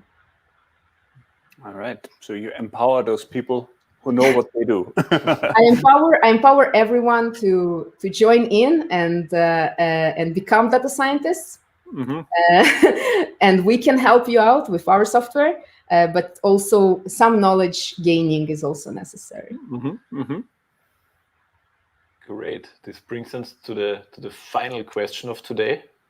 unless something else pops in. Yeah, there's some many last-minute entries. So it says, you emphasized the role of the community and open source in the early stages of H2O.ai. How did H2O establish a business model in these early stages? Wow, a difficult question for me.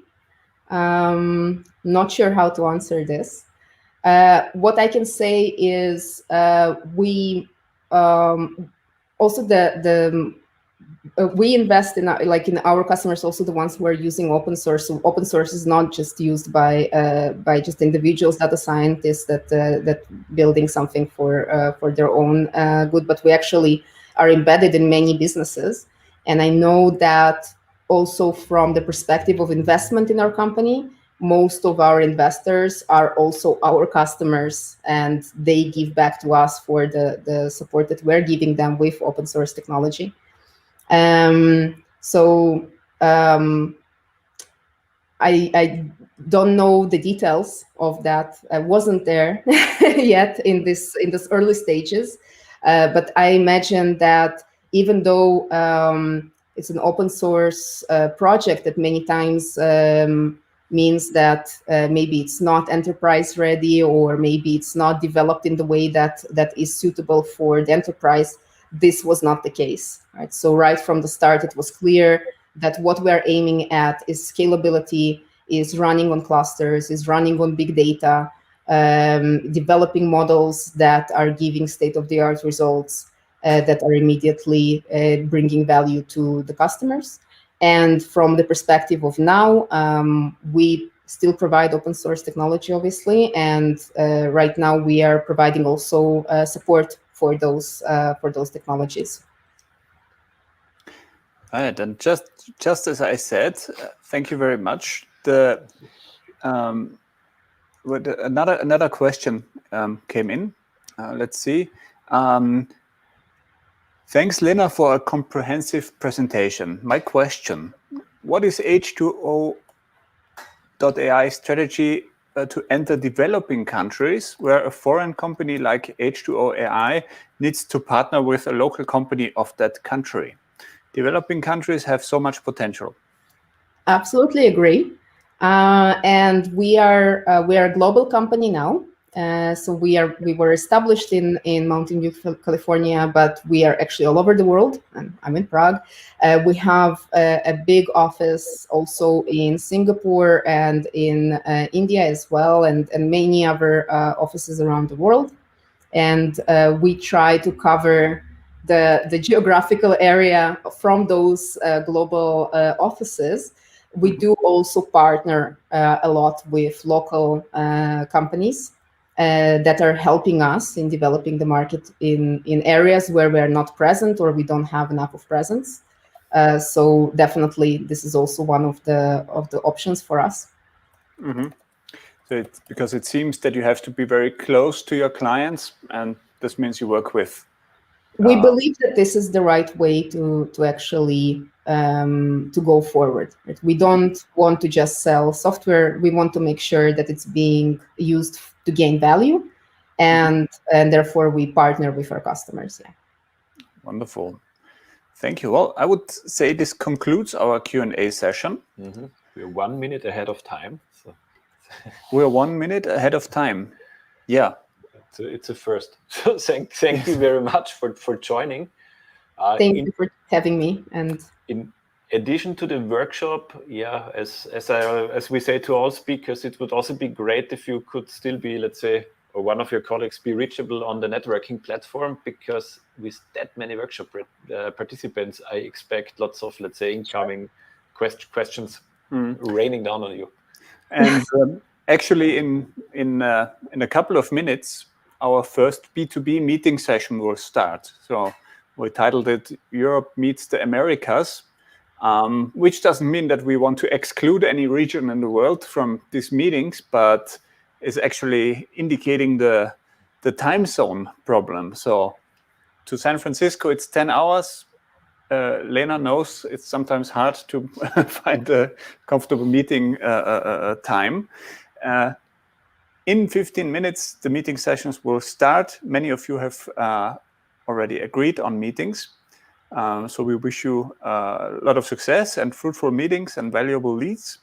To Lena Rampula from H2O AI, thank you so much for sharing in depth what you're all about. And thank you for your offer to join in the workshop and get in touch with your team. Thank you very much. Your services. Best wishes to Prague.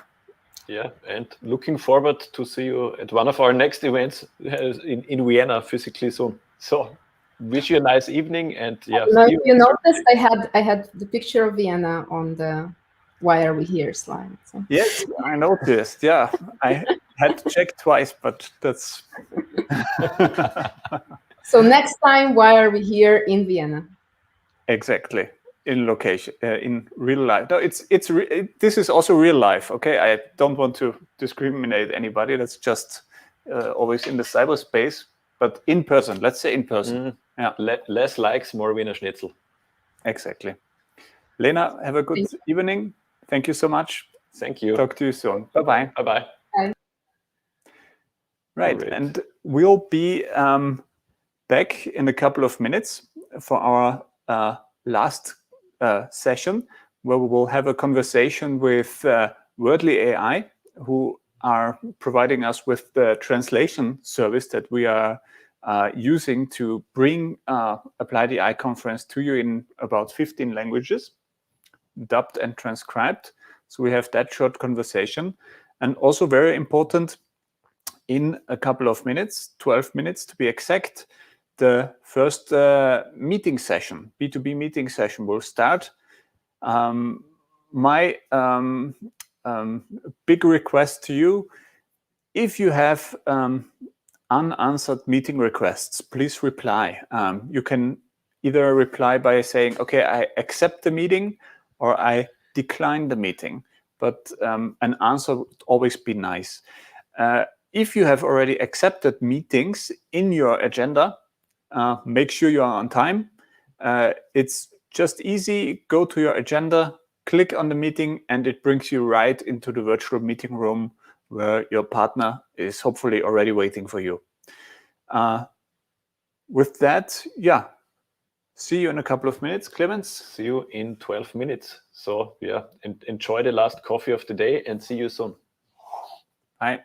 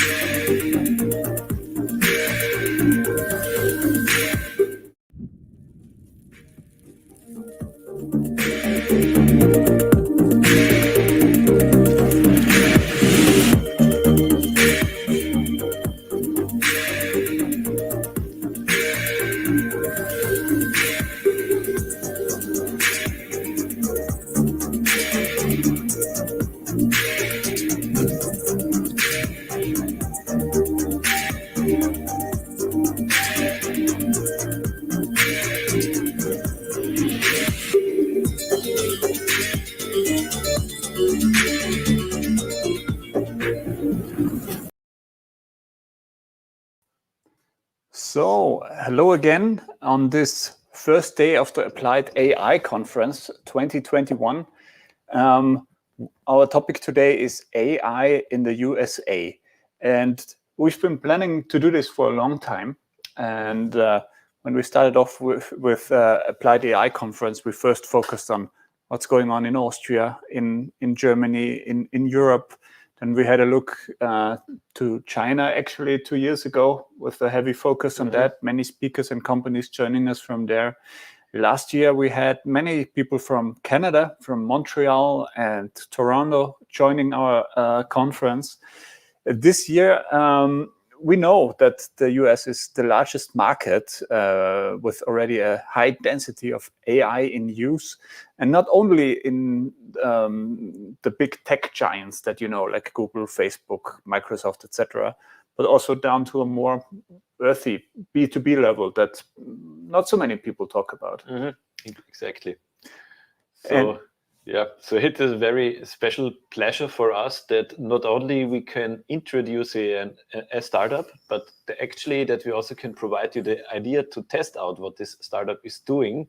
And so with us, please welcome on the stage Lakshman Rathnam, the CEO of Wordly.AI. Hello. Hello, Lakshman. Hello there. Can you hear us? Can we Absolutely. hear you? Absolutely. I can hear you. I hope you can hear me. Great to meet with you, Matthias, and it's a pleasure to be here. Yes, I can hear you loud and clearly.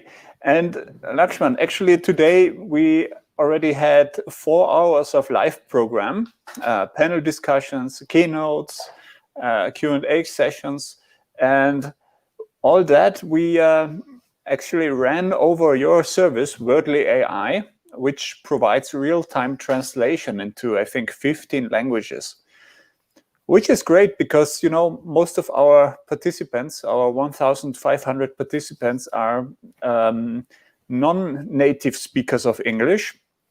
So probably the language levels vary greatly. And some of them have been using that. And what I want to know, can you talk us a little bit about, tell us a little bit about Wordly.AI? Like, how did you get the idea to develop something like this in the first place? And what's your story? Yeah, well, again, thank you for the opportunity to be here. And I want to thank you for the opportunity to show our product as well. This is exactly the forum that the product was built for, right? It's a global audience. People speak multiple languages, and you want to reach the world. So this is the perfect example. And I think you understand the pain point here. So I want to address your question. How did we actually start Wordly, or how did Wordly become to what it is today? So I have quite a bit of experience working in Silicon Valley for technology companies. And my background is in the hardware space. And I work for companies like Apple, Amazon, HP. And my expertise there was human-machine interface. And using that expertise, I wanted to do something more useful for myself. I started working for a hearing aid company. And at the hearing aid company, while I was working there, I realized that hearing aids catered to a small fraction of the population that need hearing assistance. And given that AI was improving and cloud computing is ubiquitous right now, and everybody had mobile devices, I thought I'd come up with a speech-to-text technology, use the speech-to-text technology with the advancements in AI, and then use augmented reality glasses. And so if I were deaf and you were speaking to me, then I could have the cognitive load of understanding what you said. However, I was in that process, and then one day I went to a conference similar to this, but they were speaking in Japanese. And at that moment, I realized, hey, if you spoke Japanese to me, or a language that I did not understand, I can hear you, I can't understand you, I'm quote unquote deaf, right? So we transformed that from a hardware solution to a purely software solution, and arguably a very, very big market that needs the solution. And we use similar technologies to provide real-time translation across devices. Mm-hmm. So that's how we're where we are today. And it's actually also a big change in scale. Like I know big conferences that hire various translators to sit in little cabins and do translate the conference program, but it's often not feasible for the long tail of conferences. And today I actually checked how many languages are spoken among our participants. The most popular language being German, followed by English, and then French, Russian, Spanish, Arabic, Italian, Croatian, and so forth and so forth. So quite the mix. And but we know also there are nowadays many services like that. In the COVID years alone, we saw that Microsoft Teams has a feature like that. Google Meet has a feature like that. I wonder, how do you compete with tech giants like that who also go into that direction? Yeah, so the big thing is that the good thing is when the tech giants jump in, it's a validation of our hypothesis and the market needs, right? But the nice thing is also we started way much earlier. And one of the nice things is that we know exactly what our customers need. So we're focused more on what our customers need and how we can provide the translation deliver the translation content to them in a very seamless manner. That's our focus. The big giants have all they're focused on technology and they have some other problems, but we are focused on delivering what we need to our customers. And we have leading speech experts that keep improving on the quality of existing AI-based models, baseline models, and our focus is on providing them the best quality AI translation. Mm-hmm. If I may ask a follow-up question on what you just mentioned with the AI models, could you please elaborate a little bit on how you tackle, for example, the problem of low-resource languages? This means languages where you do not have this huge body of text like English, Chinese, Hindi, and so on. Absolutely. I mean, that is always a challenge, right? So AI is, it all depends on the corpus and the data that you have available. And this is why some languages have much better quality than other languages. Now, today, when we started with 15 languages. Today, we support about 20 languages. So this is a constant thing that we keep doing is as we get more customers requesting for long tail languages or additional languages, we go through, evaluate these languages, decide how best we actually can provide best quality. If it doesn't meet the requirement of the ability to have a good experience, then we actually have to build up more data and wait to improve the quality, and we don't release it until then. With regard to the product, you mentioned before that events like this one are naturally a perfect fit. Do you also have your technology available as an API? So, for example, let's say call center users, it could be used in call centers or the like.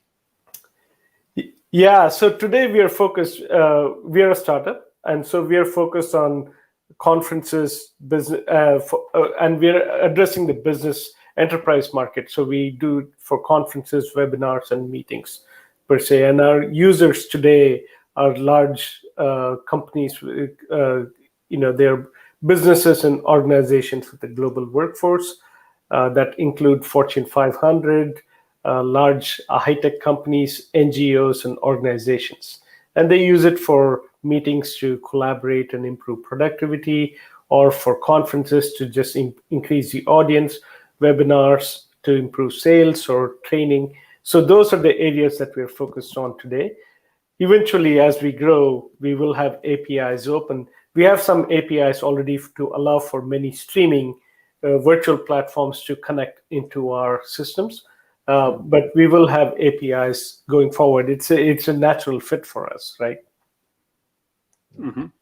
And one final question. Can you share what else is in your pipeline down the road?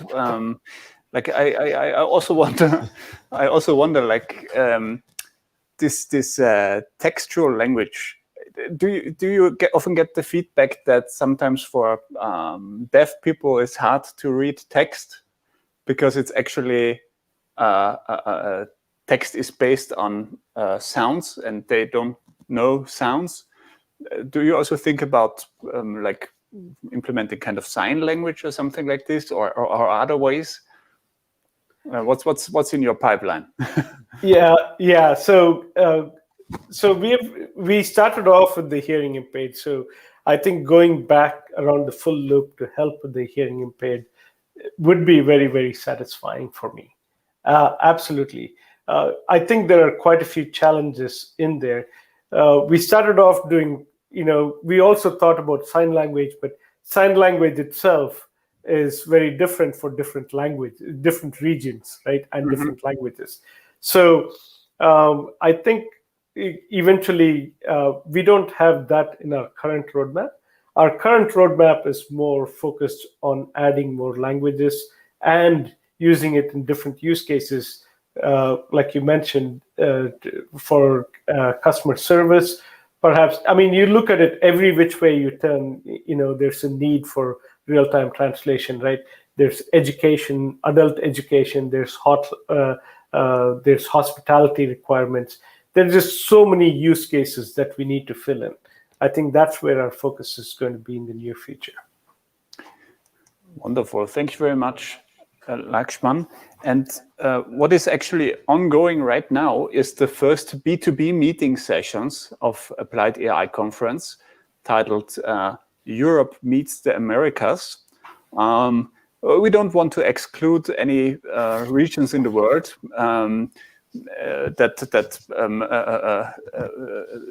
That's not what the title means. The title is indicating time zones. So we have Europe, where it's in the evening. We had a long day, Clemens.